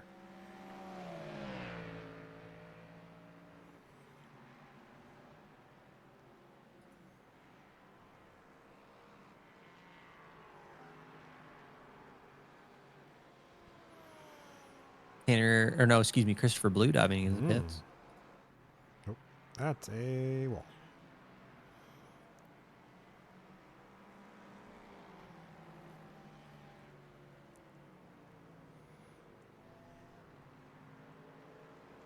I was looking through Discord, man. I didn't see Jaden post anywhere the schedule for the 2026 season. Oh, I think it's at the end of this video. I know. And I was like, but I don't want to watch the video to get the schedule. I was going to try and see if I could find it so that I could figure out like when we're coming back. And most importantly, like remembering what round one's going to be. Like it's, Here. I think it's going to be an exciting season. Mike Bowen diving into the pit lane. I got you. I have the Mike Bowen. Yep. The pit lane is covered by some buildings. Oh, sick. Wonderful. Yep. Well, This camera's getting us. This camera, I looked away for 2 seconds because I wanted to try to get you This is why schedule. this is why we can't have nice things. Yep. Man, January 24. Jeez. Okay, ladies and gentlemen, in terms of like seasons, we will be wrapping this puppy up at the end of this race, and then we will be seeing you in what, 3 weeks I time? believe we got a 3-week vacation for us in the booth here. And then we're gonna start it off with Daytona. Which is interesting. I will have probably the most recent race experience to give you when we go to the Daytona. As I'll be planning to do the Roar Before the 24 in an LMP3 this year, since I'm not doing the Daytona 24 this year. Yeah. Oh my God, Benjamin O'Shea trying not to run into Andrew Matthias, but trying to keep up the speed to keep the battle he has with Jaden Ledbetter going after the pit cycle. Yep. Drivers starting to work their way in. We saw Mike Bowen dive in as well as Luke Patrick. A couple more driving in. Gian Cardoso. I think we'll see a lot of the G or LMP3 field dive in this next couple of laps.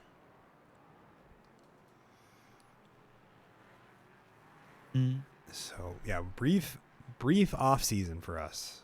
Usually I think we have a couple more weeks than that, but not this one. I'm also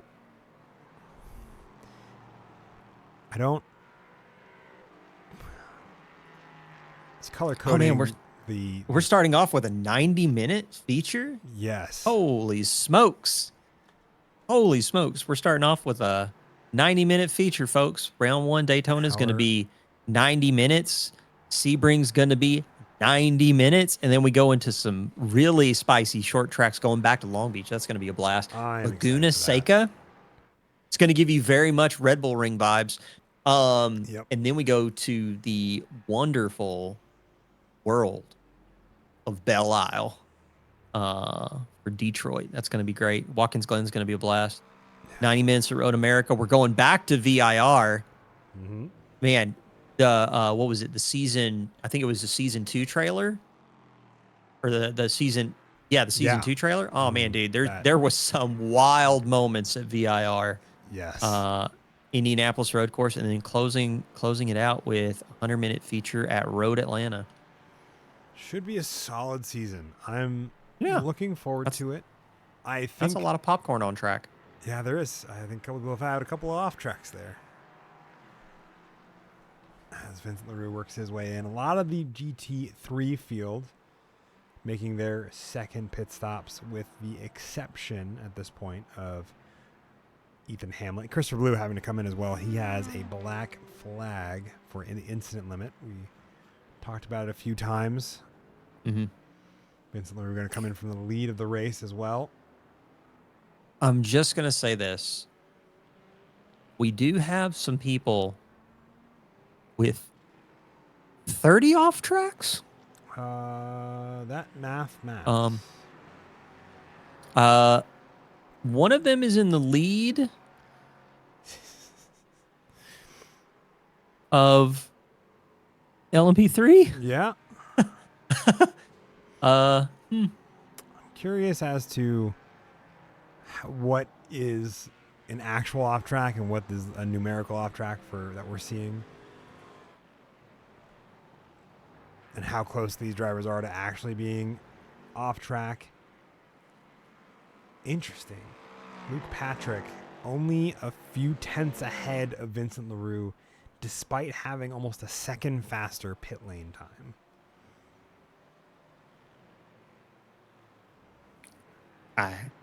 I'm very interested to see why that is. Like, that seems very strange. 128.09 this most recent time by. I'm trying to figure out what the cause of that is. I think it might just be it's not the pit lap, because the pit lap was the lap before. Let's see. I mean, I'm gonna harbor a guess. I'm gonna think that they've been relatively close for a good chunk of time, but the reason why we're seeing them come close together is that I'm thinking Luke got nailed with a DT, and then Vincent got nailed with a DT at some point in time, and then they took their respective pit stops, because Luke has 16 off tracks. Like, if either one of them has served a DT, they would not be near each other in this manner. I would say either or neither have served. Both or neither have served a DT. And I think if they had, Scott Fleming, Michael Lively, Benjamin O'Shea, Jen Lebetter would all be ahead of them. I think the off-track counter is a little bit more stringent than maybe what we're actually seeing out on track, but not by That's probably much. it. Probably it. Yeah. And I would still say that they probably have a good handful of off-tracks, respectively. I think it is the nature of trying to get tires into temperature windows that is why Luke Patrick ended up being so close to Vincent LaRue, as you see that gap once again back open to 2 seconds as it stands. Yeah.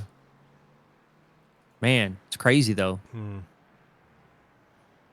Ethan's in the pits. Yep. Ethan finally coming in for his pit cycle. Jake Fulton, Allen Love within a few tenths of each other as well. I don't think we're going to have quite a night race, but the sun sure is setting as we get into the final 40 minutes here. And we get ready for our sprint to the finish with one pit stop remaining. What's the setup? What's the plan here for the last 40 minutes if you're one of these drivers out on track? I mean, first of all, I'm not going to let my competitor undercut me. That is a no-no. John Like, Newman surviving once again. Sorry. Yeah, John Newman, man. Seriously, say a prayer for this guy. Might want to say a prayer for Tommy Kogan too, because he's getting bullied by some LMP3s. Jake Fulton trying to keep up with Allen Love, struggling with GT3s, which has opened that gap up to over a second. Meanwhile, Sophie Bozeman, Matt Pyle within half a second of each other as well. Fighting for 6th and 7th, respectively. Look at like Eduardo still hanging on to that 3rd spot in the overall. Yeah, Ryan Buchanan, I think, has closed that gap down a little. Excuse me. He is not. Oscar Brown is keeping that gap close between himself and Ryan Buchanan. And then 7 seconds of the road from these two is where Eduardo Zamora is off by his lonesome and putting in a pretty stellar race. I think a great way to close out the season for him if he keeps it on track for the next 35 minutes. Jump back. I'll see. Take a look off the wing. So just wanted to report after that pit stop, right, on lap 41 for Ethan Hamlet. Yeah. 41 for him. Coming out behind Mike Bowen to the tune of 4 seconds. I mean, what's the pit lane travel time for the two of them, and is that gap because of the pit cycle, like you were pit cycle, talking about yeah, prior to the race, on how that'll be a factor for all these drivers? And I agree. Yeah, I gotta wonder if Mike didn't take tires. His pit stop is under 20 seconds.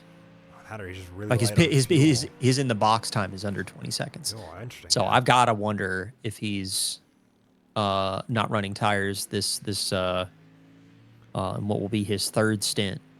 I mean, you can definitely run about an hour, a little bit of change too, if you really want to, without tires on a GT3.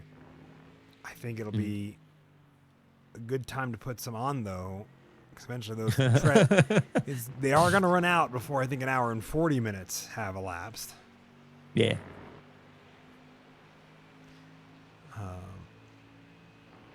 Can we see Tanner Schiffner get a GT4 into the 36s? Because he is really close. Last lap was a 37.03.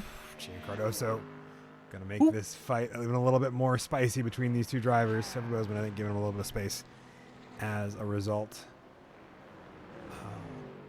And out of all the drivers we have start the race this evening, 31 still out on track. Adrian Rozak, Paul York still working their way around just behind these two. After their respective incidents, I think Paul York has a... No, still... Oh, no, it does have the wing back on. I was going to be like... He does have the wing back on. Still running without a wing. He did go get... He did go visit the engineers and get a new wing fitted onto the Porsche. Mm-hmm. Keeping up with this battle. Closest one on track at the moment for these two. And Ryan Buchanan, Oscar Brown just up the road as well. And moments like these, man, I'm like, oh, hang on. First Strike Cosplay question in chat. How much time does someone really get anyway if they don't take tires? Is it worth the gamble? I mean, if you're taking like the full fuel stop, like you're probably going to save on the order of like a few seconds in the pits. Like, I'm just taking a look right now. I'm going to see if I can spot in GT3. I mean, to be honest, GT3, I'm really thinking that Mike Bowen probably saved himself about 3 seconds in the pits, not taking tires right now. So that could definitely be be a thing. The thing that I'm kind of curious about now. So if he didn't take tires right now, I mean, they've all coming in for 2 stops, right? They're going to need a splash before the end, right? Yes, I think it's going to be like a half stop for them. I think that's going to be the fuel-only stop if they haven't had tires yet. I think what I would have done, I think I've seen a few drivers do it. I'd have to go back and look. If we want to, let's take a look. If we want to, I think we're at a good spot here. Where is Ethan Hamlet? When he enters pit lane here, you can see whether or not he goes up on the jacks. Yeah. And he does this time by. Yeah. But does a lap or so prior, if I can find him as well, Mike Bowen. Does he go up on the jacks? Seeing so many other names. Yeah. Mike Bowen entered pits. There we go.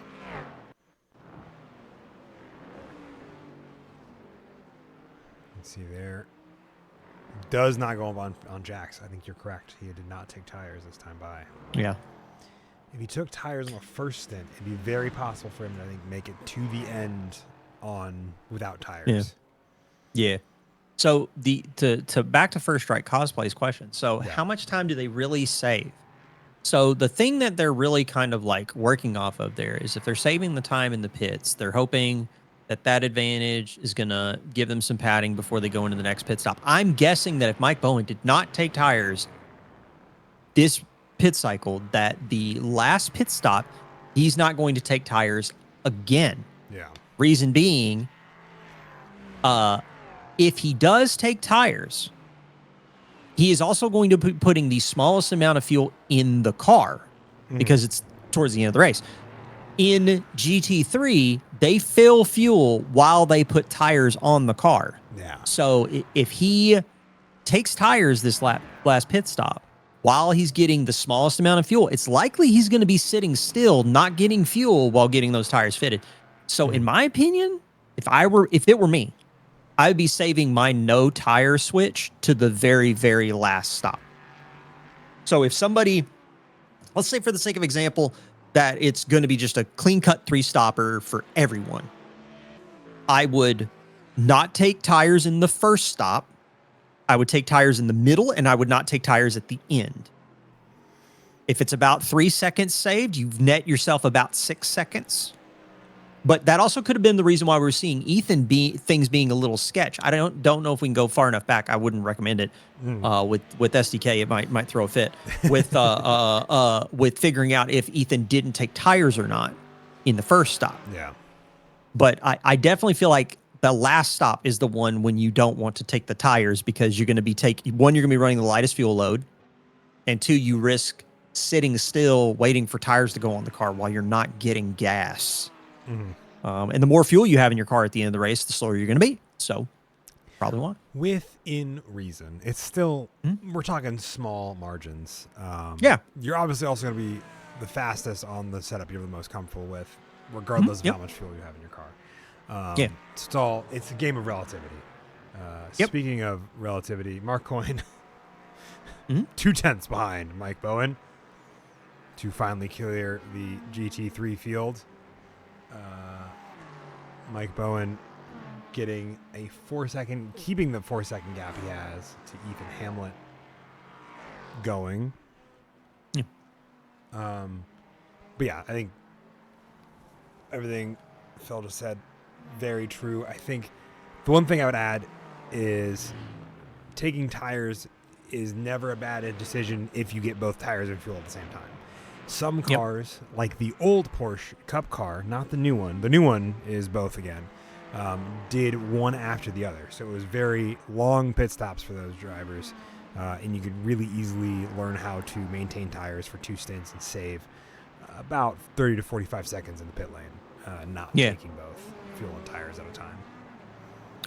Other things to think about in terms of the pit strategy as we're kind of like watching people squirrel their way through traffic. Yep. I mean, Ethan Hamlet pitted on lap 41 relative to the GT3 field. Mike Bowen pitted on a lap 37.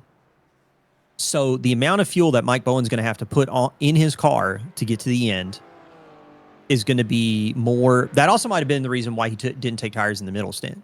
He could have basically short-stopped his second stint, don't take tires, take enough fuel to get to your third pit stop, which if he's going for maybe a full fuel tire switch pit stop, that might be the reason why he put the no tire swap in the middle. But Ethan Hamlet is going to be putting very little fuel in the car relative to, he's going to be putting effectively, he could potentially put 4 laps less in. And I can't remember the fuel flow rate, but there's also time to be gained in not putting that fuel in the car, like sitting there waiting for it to go in. Yeah.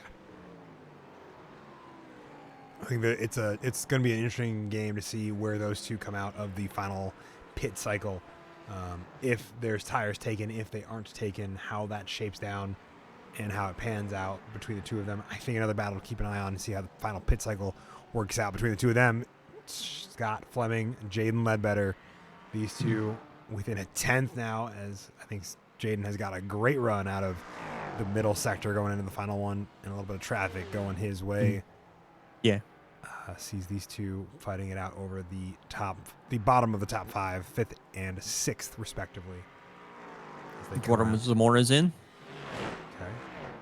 Who's in early as well. By comparison, we are about 25 minutes left in this race as we talk about all this. So, with only 25 minutes left to go, what is the final point of order? I'm trying to figure out what I think it's going to be the pit stops. I think pit stops are going to be the biggest thing. I also feel like incident limit is going to be another big sticking point because we saw Eduardo Zamora go into the pits again, but I saw him tick up on the pit counter, but I didn't see him in the box. Or he was in the box for 16 seconds. Excuse me. I'm kind of curious though, but I see him at 32 on the off-track limiter, so I'm kind of curious if he's also potentially been potentially pinged with a DT. Not entirely sure. John Newman's going into the pits. John Newman is sitting on 9 off tracks, so like really good. So far for John. Alan Love, we haven't talked about Alan any this race, so Alan Love. We had a in brief LMP3 AM with the Jake Fulton and his battle with Jake Fulton, excuse me. But otherwise, like a lot of the LMP3 AM category, pretty quiet. Curious to see how Emery Anderson's finish here will close down that gap for the podium there. Speaking of drive-throughs, I think I saw Kyle Potter serve a drive-through penalty. He got a black flag for an incident limit that'll put him back behind Tommy Kogan to the tune of about 10 seconds.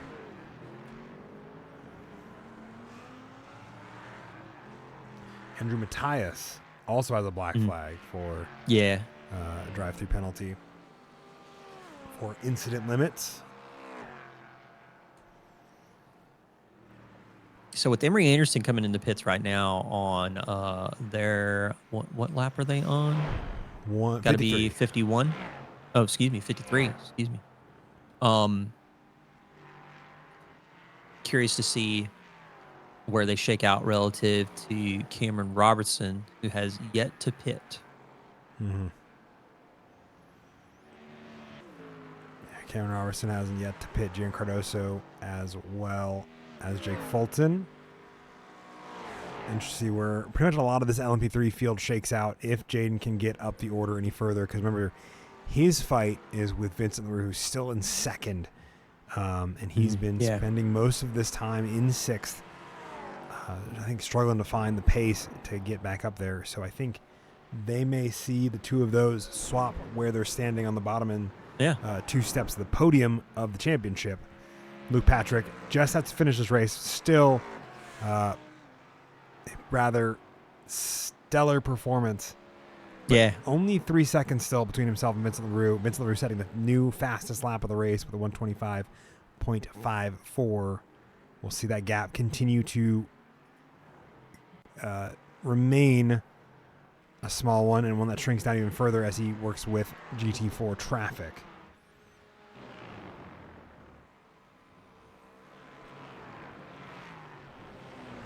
It is. It's been a pretty tough race for. I think Garrett Hillman. Like, looks like on lap 39 had to pit potentially for repairs in the box for 1:02. I think it was a penalty, is what I saw. I think out of Yeah. the No, actually, chat. that was mentioned in chat. Yeah. Yeah. Was, So that was unfortunate for Garrett. But one thing I want to commend Garrett for is sticking with it, riding this puppy all the way to the end, and trying to see if he can salvage some spots on Christopher Blue, who is in front of him. And I'm trying to think, is that 26 seconds up the road? Yeah. Yeah. 26 seconds up the road. Car looks a little loose for him right about now. I'm curious. I think this also brings a close to that duel between Sean Sullivan and Christopher Blue for the top 5 spots of the championship order. I think that goes in the favor of Sean Sullivan if we finish as we're running now. Yeah. Which we still have 20 minutes. 21 to be specific. Yeah, while we're wrapping this up, man, one of the things I did want to talk about is kind of some of the stuff that Jaden was sharing with us before the race. Mm-hmm. Like, we definitely have some real spicy changes coming your way for the 2026 season, with Ethan Hamlet returning to LMP3 along with Mike Bowen. Ooh, so all right. The top runners that we're witnessing right now in GT3 going to go shake things up in LMP3. Mm-hmm. Mark Coyne is going down to GT3. So the hardest working man in sim racing is going to depart from the GT3 or the LMP3 and switch to the GT3. Tanner Schiffner, Matt Pyle, Brian Buchanan to GT3, with Sean Sullivan dropping to GT4. Oh, okay. So it should be a pretty... We should see some pretty awesome battles next season. I think people are in for a treat if you want to tune in January 24 for round 1. I mean, I think it's going to be spicy. I think you need to be there. I think you need to be there too. So I think we'll all be there, along with everybody else in this fantastic chat that has sat with us for this season. Yeah. Got a few weeks off to tune up and get ready for the next season. Get to give you some fresh knowledge from my Roar Before the 24 races. This time by Sean Sullivan, labeled as crashed. That's a pretty dinged up front right. I wonder if Tanner Schiffner is also involved in that. We're going into turn number 3. Andrew Matthias is in the background there. Brakes hard. Tries to get it slowed down. I wonder if there's just not enough room there between the two of them, but they all get going the right direction. And as they still, I'm kind of curious. Go ahead. I'll say, let me see. I want to give it one more look. See if I can do a quick onboard from the roof.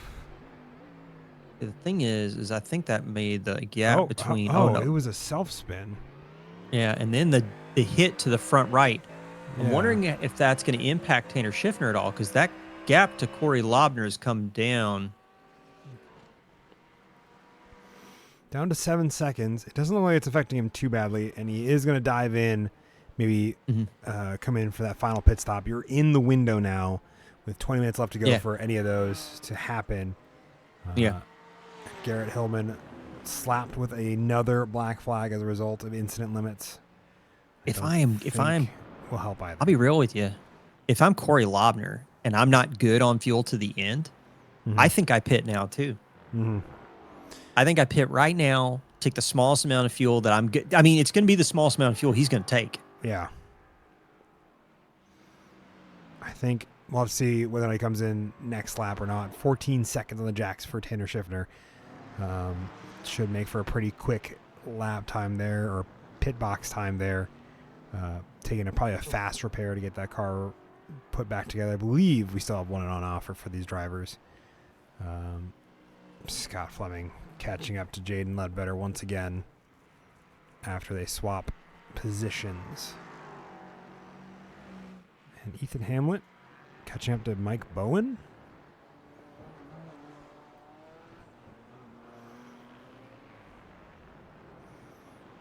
I wonder if Ethan Hamlet has reached a fuel number to race a little bit more.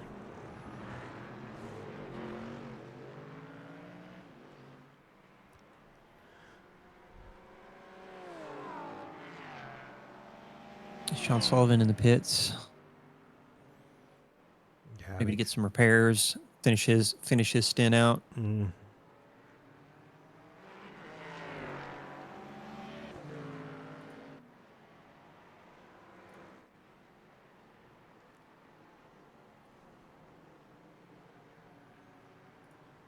Ethan Hamlet really making it tight. Yeah, GT4 is also making that traffic a little bit harder than just GT3 traffic. Ooh. Vincent I'm LaRue keeping. also really. Go ahead, sir. No, sorry, excuse me. Vincent LaRue also whittling away at that gap between himself and Luke Patrick at the front. 1.38 seconds now, the interval between those two.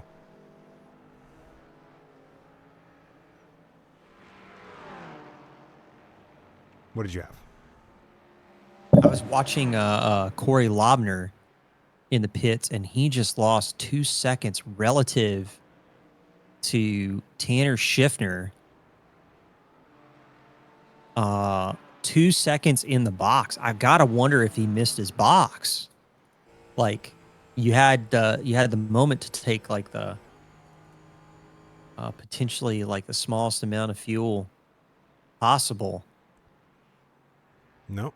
Looks like he No, he's right in there. I guess he just needed it, because I was gonna say, I was like, man. Well, Tanner Schiffner did go a little bit later into the into that second stint. Yeah. So when he had to pit after the collision with Sean Sullivan, it could have been like a flip-flop situation where he didn't actually really need that much fuel because he didn't use that much fuel to begin with. I think because he actually pit later. I'd have to imagine that's part of it.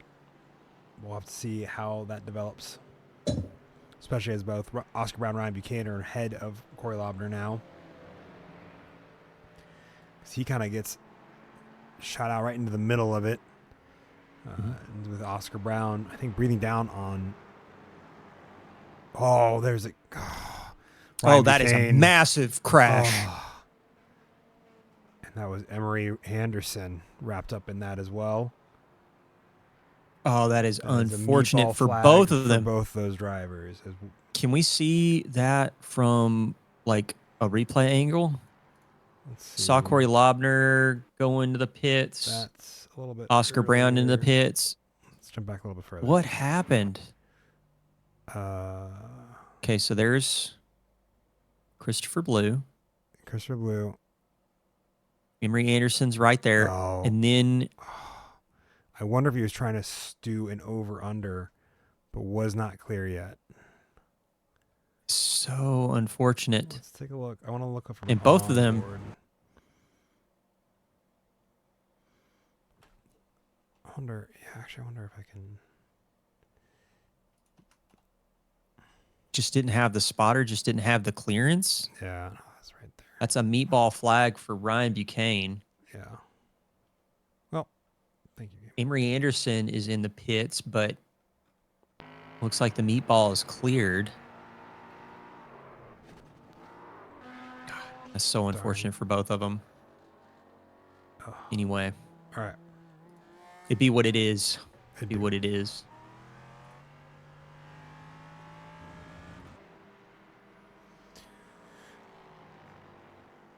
Ethan Hamlet, Mike Bowen now within 0.2 of each other. Christopher Blue serving a penalty as well.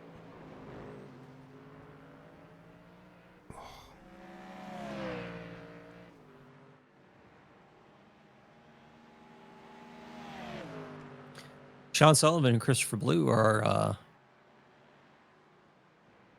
that's going to be interesting. So Christopher Blue's in the pits right now with a black flag. Sean Sullivan has a black flag. They're going to finish potentially next to each other, relatively speaking. So I'm wondering who's going to finish ahead of who.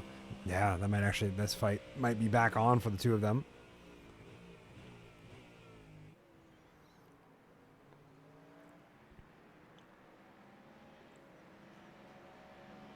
Vincent LaRue going to head in from the lead of the race. Luke Patrick already getting his final stint done, fuel stop done, excuse me, while we were looking at that replay between Emery Anderson and Ryan Buchanan. I still got to imagine, I wonder if there was just a misunderstanding of how far away Ryan Buchanan was to Emery Anderson as he was trying to get around Christopher Blue. And it was the right place at the wrong time, or wrong place at the right time, whichever one works out the way it needs to. Mike Bowen diving in first. That makes sense. Another one to keep an eye on as we get through the closing stages here. Michael Lively going to dive in as well. 4-second gap now between Jaden Ledbetter and Scott Fleming.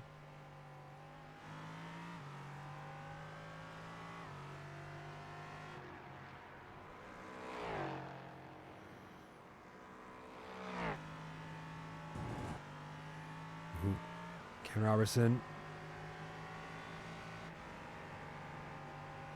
Is there a slowdown there?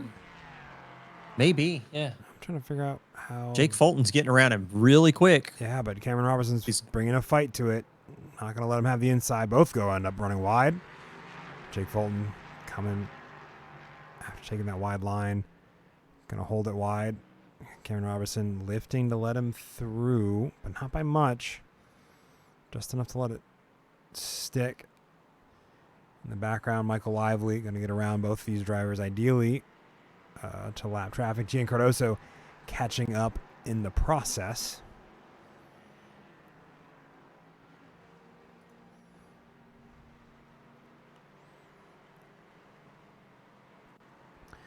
Christopher Blue, Sean Sullivan both serving their drive-through penalties.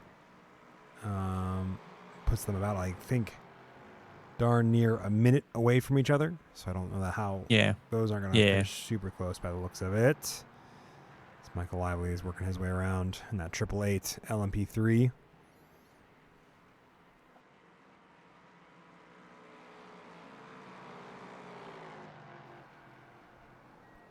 Cameron Robertson caught by Gian Cardoso. I wonder if he's trying to fuel save. I don't know. If he's That's trying to fuel interesting. save, it's a bit late for that. Yeah. I don't understand quite what's happening there because he definitely looks like he's trying to do more of a fuel save than he had before, but then he ends up having these really almost deep lunges and definitely trying to fight for a position here. I wonder also maybe if the tires aren't holding up with him in the process as he goes It could be it too, yeah. by side with Gian Cardoso for 8th overall. And that's a big lockup from Cameron Robertson. Throws both of them wide. And then that's going to be a little bit of contact as they both rejoin onto the racing circuit. In front of GT4 traffic, as well as Scott Fleming right behind him.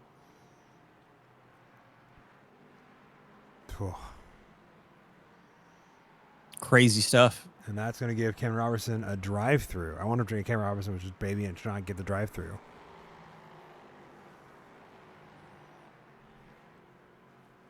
If that's the case, I don't think that's going to happen now. Well, it's a little, I definitely think it's a little late now. Robertson narrowly making it in to serve that drive-through, or a pit stop, depending on what is needed there. Vincent LaRue currently 14 seconds behind Luke Patrick because he was in the box for 23 seconds. I don't know why, but I think that brings that fight for the LMP3 win tonight to a close. That's a good question, man. I don't know. Only thing I can think of there is he needed tires. And I mean, 54 seconds line to line is a little high. So maybe he messed up entry or exit. Yeah, 23 seconds in the box, so almost makes it sound like he took tires when he didn't mean to. Or he did mean to, in that he took the short stop in the middle. I don't know. But either way, I mean, that 54 seconds line to line looks like he might have had a mistake. Well, either way, yeah. it's given Luke Patrick what he needs to the tune of 13 seconds. Wow. That's what I mean. It looks like when Luke Patrick goes in for 12 seconds of a pit lane or pit box time Yeah. to the 23.88. Which is pretty consistent with everybody else who's pitted. Like everybody else who's pitted is taking fuel only, no tires.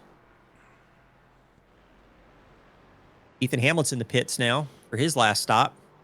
As is Scott Fleming.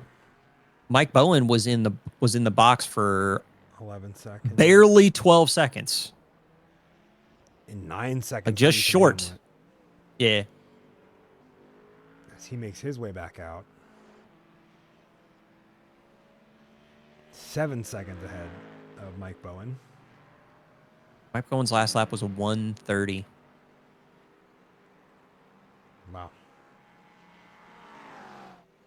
Mike Bowen's last lap being a 1:30 gives me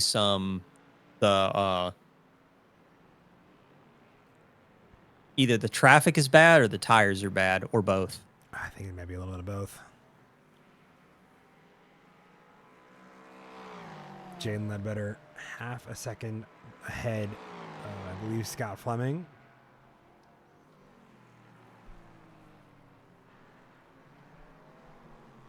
Kevin Robertson, I think, is serving a speeding on pit lane penalty because he went to serve his drive-through and it did not clear when he got done with it. And he's now been in the box for almost a minute.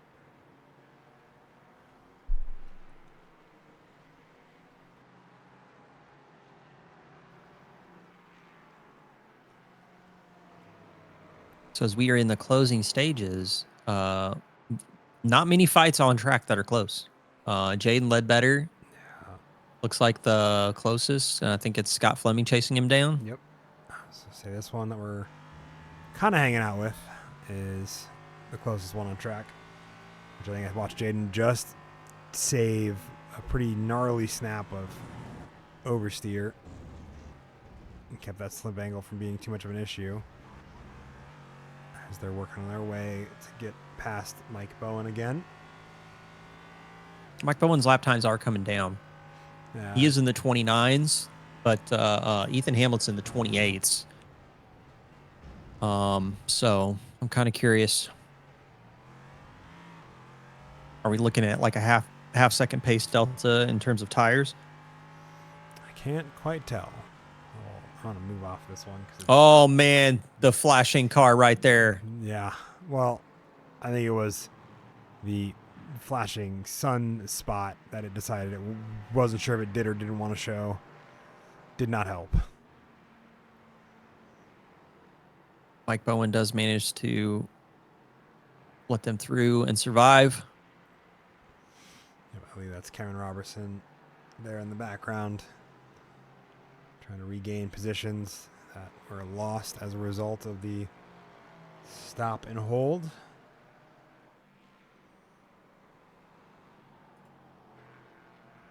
Ooh, Jane Ledbetter in for a black flag. Oh, it's going to be for Definitely track for, limits, I bet. Yep, definitely for track limits and maybe a 4X somewhere along the line. Whoa, speaking of 4X somewhere along the line, Gian Cardoso bumping into Matt Pyle. I was about to see how him and Oscar Brown were getting along. Oscar Brown only 2 seconds behind now, Eduardo Zamora. Curious as to what happened there to cause that gap to slim down so much. A 30-second gap, 26-second gap, large difference between those two numbers, between him and Corey Lobner, and a 14-second gap between Corey Lobner and Tanner Schiffner. So I'm curious as to how that kind of pared down a little bit if he had a drive-through. Eduardo Zamora did, which based on the off-track counts, I would say it's possible. Also, with a black flag likely for that bump we just saw, Gian Cardoso going to be the next to have to come in to serve that, which he does so just now. Sean Sullivan trying to get around Eduardo Zamora as we're keeping an eye on him. We were inside the final 2.5 minutes. Yeah. Probably 2 laps left for these drivers, including the one they're on. They'll have probably one more when they come back around again.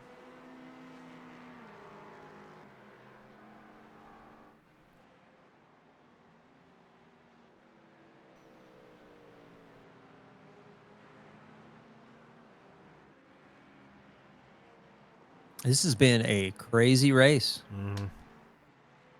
There's been a lot going on, a lot to follow.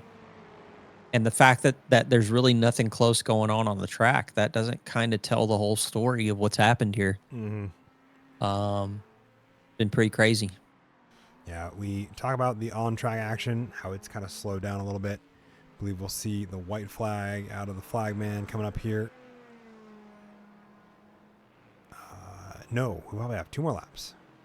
Yeah. Next time by, because we're just over a minute and 20 or a minute and 30 for our fastest driver. The second part of the story that we don't really talk about in terms of is the championship standings and where those all shake out amongst all this. Luke Patrick, who I'm kind of following along with for the last couple laps, is definitely going to win this, especially with a fantastic performance he has tonight. Vincent LaRue, however, finishing 5 spots ahead of Jaden Ledbetter, I think has claimed the second place on the LMP3 Pro podium, with Jaden Ledbetter coming home third there. GT3, I think, is a very similar story. Ethan having a pretty standout or pretty fantastic race as usual. Will see himself the top of the GT3 podium. I think Tommy Kogan also successfully holds on to P2 there. GT4 Pro, I think, is one that we still haven't quite pinned down where everybody's finishing. Yeah. With Jake being absent and Corey Lobner coming home in second, Matt Pyle coming home 3 places below him, I don't think is enough for Corey to make up the distance and come home in P2 overall. And we'll have to stick in P3, I think. Matt Pyle just upgraded. He's now ahead of Oscar Brown. Oh, yeah. Especially now that gap closes down even further.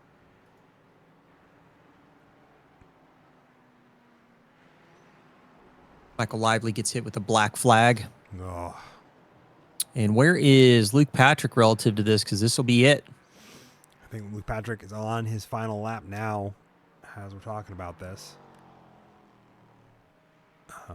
Coming around once more into the middle sector. It is a fun lap around here. I don't think we've talked a whole lot about how the lap shapes up around Red Bull Ring. But the elevation change is just enough to be this fun addition to an experience. It very much feels like a local track vibe. Yeah. Despite how big the driving that happens on it is.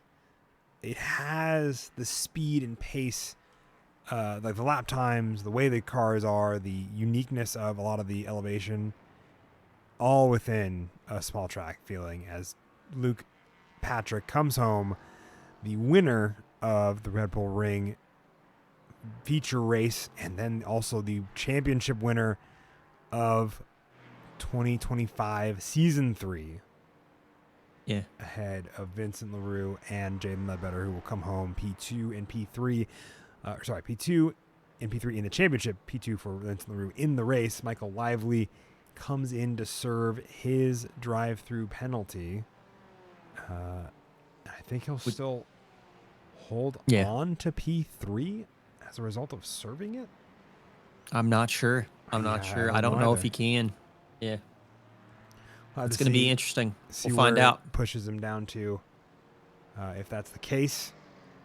Meanwhile, Ethan Hamlet gonna come home just ahead of Cameron Robertson and win the GT3 podium. Mike Bowen gonna come home in second, a whole lap, or finished a lap ahead of Tommy Kogan, who finishes a lap prior to these drivers. Jaden Ledbetter finishing down in 6th after the drive-through penalty put him back down to there instead of in 5th ahead of Scott Fleming. GT4, Tanner Schiffner is going to come home ahead of Corey Lobner and Eduardo Zamora for the end of GT4 racing action. Yeah, it was a pretty crazy race up and down the order. Like, I think there's definitely some storylines that,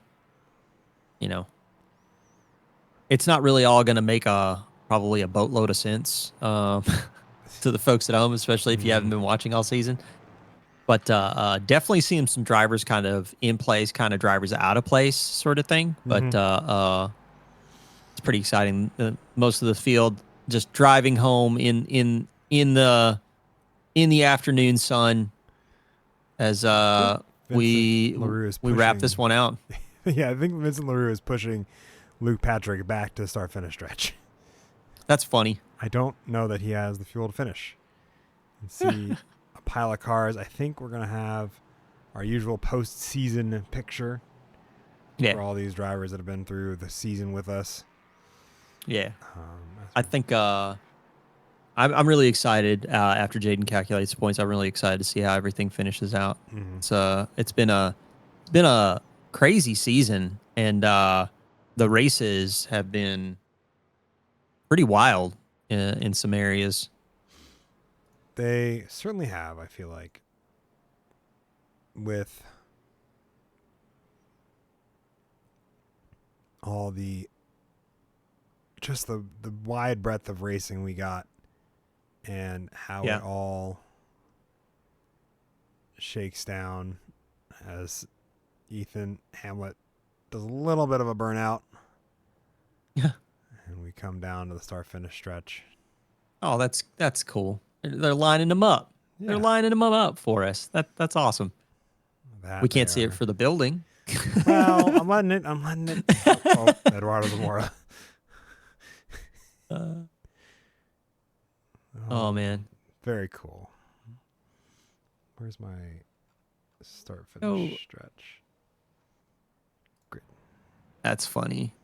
There's some burning out happening there. There is For sure. amongst Yep. all those. Amongst all those. Good stuff. Good stuff. Let's go. Yeah. I mean, what a finish. Yeah. What a finish to the season. Am I right? Absolutely. It was, I would say, one that had battling going on the entire time. Yeah. And I get the feeling it's going to be like a predecessor of what's coming next season in terms of battles and finishes and where everyone's going to end up. It's going to be exciting. Yeah.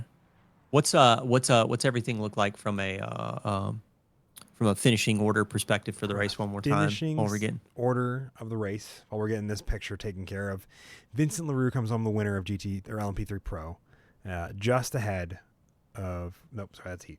Never mind. The other way around. I was going to say that doesn't sound right as I'm saying it. Luke Patrick comes home the winner, just ahead of Vincent LaRue. Benjamin O'Shea comes home in third, as Michael Lively has that black flag that puts him just ahead of Jaden Ledbetter, back down in fifth. Scott Fleming upgrading to fourth as well. Amongst all that, Jaden Ledbetter, Gian Cardoso, Mark Coyne are your 8 finishers of LMP3 Pro. LMP3 AM, Phil, I think, are looking pretty solid as well. Yeah, let's take a peek at them. Oh, wow. Alan, Hang on a minute. Love. Go ahead, sir. No, you got it. I'm just excited. Actually, I don't. For whatever Oh, reason, okay. my interface has died. Okay. Okay, I can see it now. All right, so Alan Love coming in with the top spot for LMP3 AM. That is some chaos in the background, ladies and Yep. gentlemen. They're burning That it is out. definitely They're burning it down. Let's let that make the iRacing compilation for this week. But yeah, Alan Love getting the win for LMP3 AM. He's gotta love that for the result for sure. I believe if I'm looking, I see Jake Fulton in second with Emery Anderson finishing in third. Cameron Robertson in fourth, I believe, is the finishing order. We'll take a look at that in a minute after we watch the remainder of this absolute calamity, I just wanna read- hooliganism, and shenanigans of an untold order here at Track Limits Racing. Oh, and now we've got parts in the air. These guys are just burning off some steam. This is some good stuff. See, this is so here's the thing, ladies and gentlemen. Like, you really want to be a part of this action. This is a really fun group to be a part of, as you can tell. As you can tell, Paul York has lost his wing again. Somebody, we need to get a GoFundMe for Paul York's wing. I think that is definitely going to be something we're going to need to do. Proceeds will go to the Witness Protection Program for GT4 racers.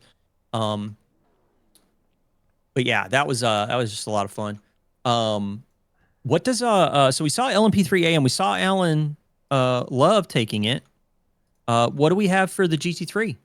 I mean, we're not going to be shocked by the GT3 finishing order with Ethan on top, but I'm just saying in general, like what it looked like. I don't think we will be too surprised either. But Ethan Hamlet coming home to win there, 10 seconds ahead of Mike Bowen. That was a battle I thought was going to go down to the wire for those two, up until the final pit stop there. Same with Vincent LaRue and Luke Patrick. Tommy Kogan rounding out the podium there. Kyle Potter and Sean Sullivan in 4th and 5th. Christopher Blue coming home a lap behind Sean Sullivan. I think just because the drive-throughs there costing them both a little bit of time. I think that goes in the favor of Sean Sullivan, though, based on, I don't know. I don't know how much further. Hold on. What was the heat results for those? How far were they between those two? So 2 more for Christopher Blue in the heat, but 1 less in the feature.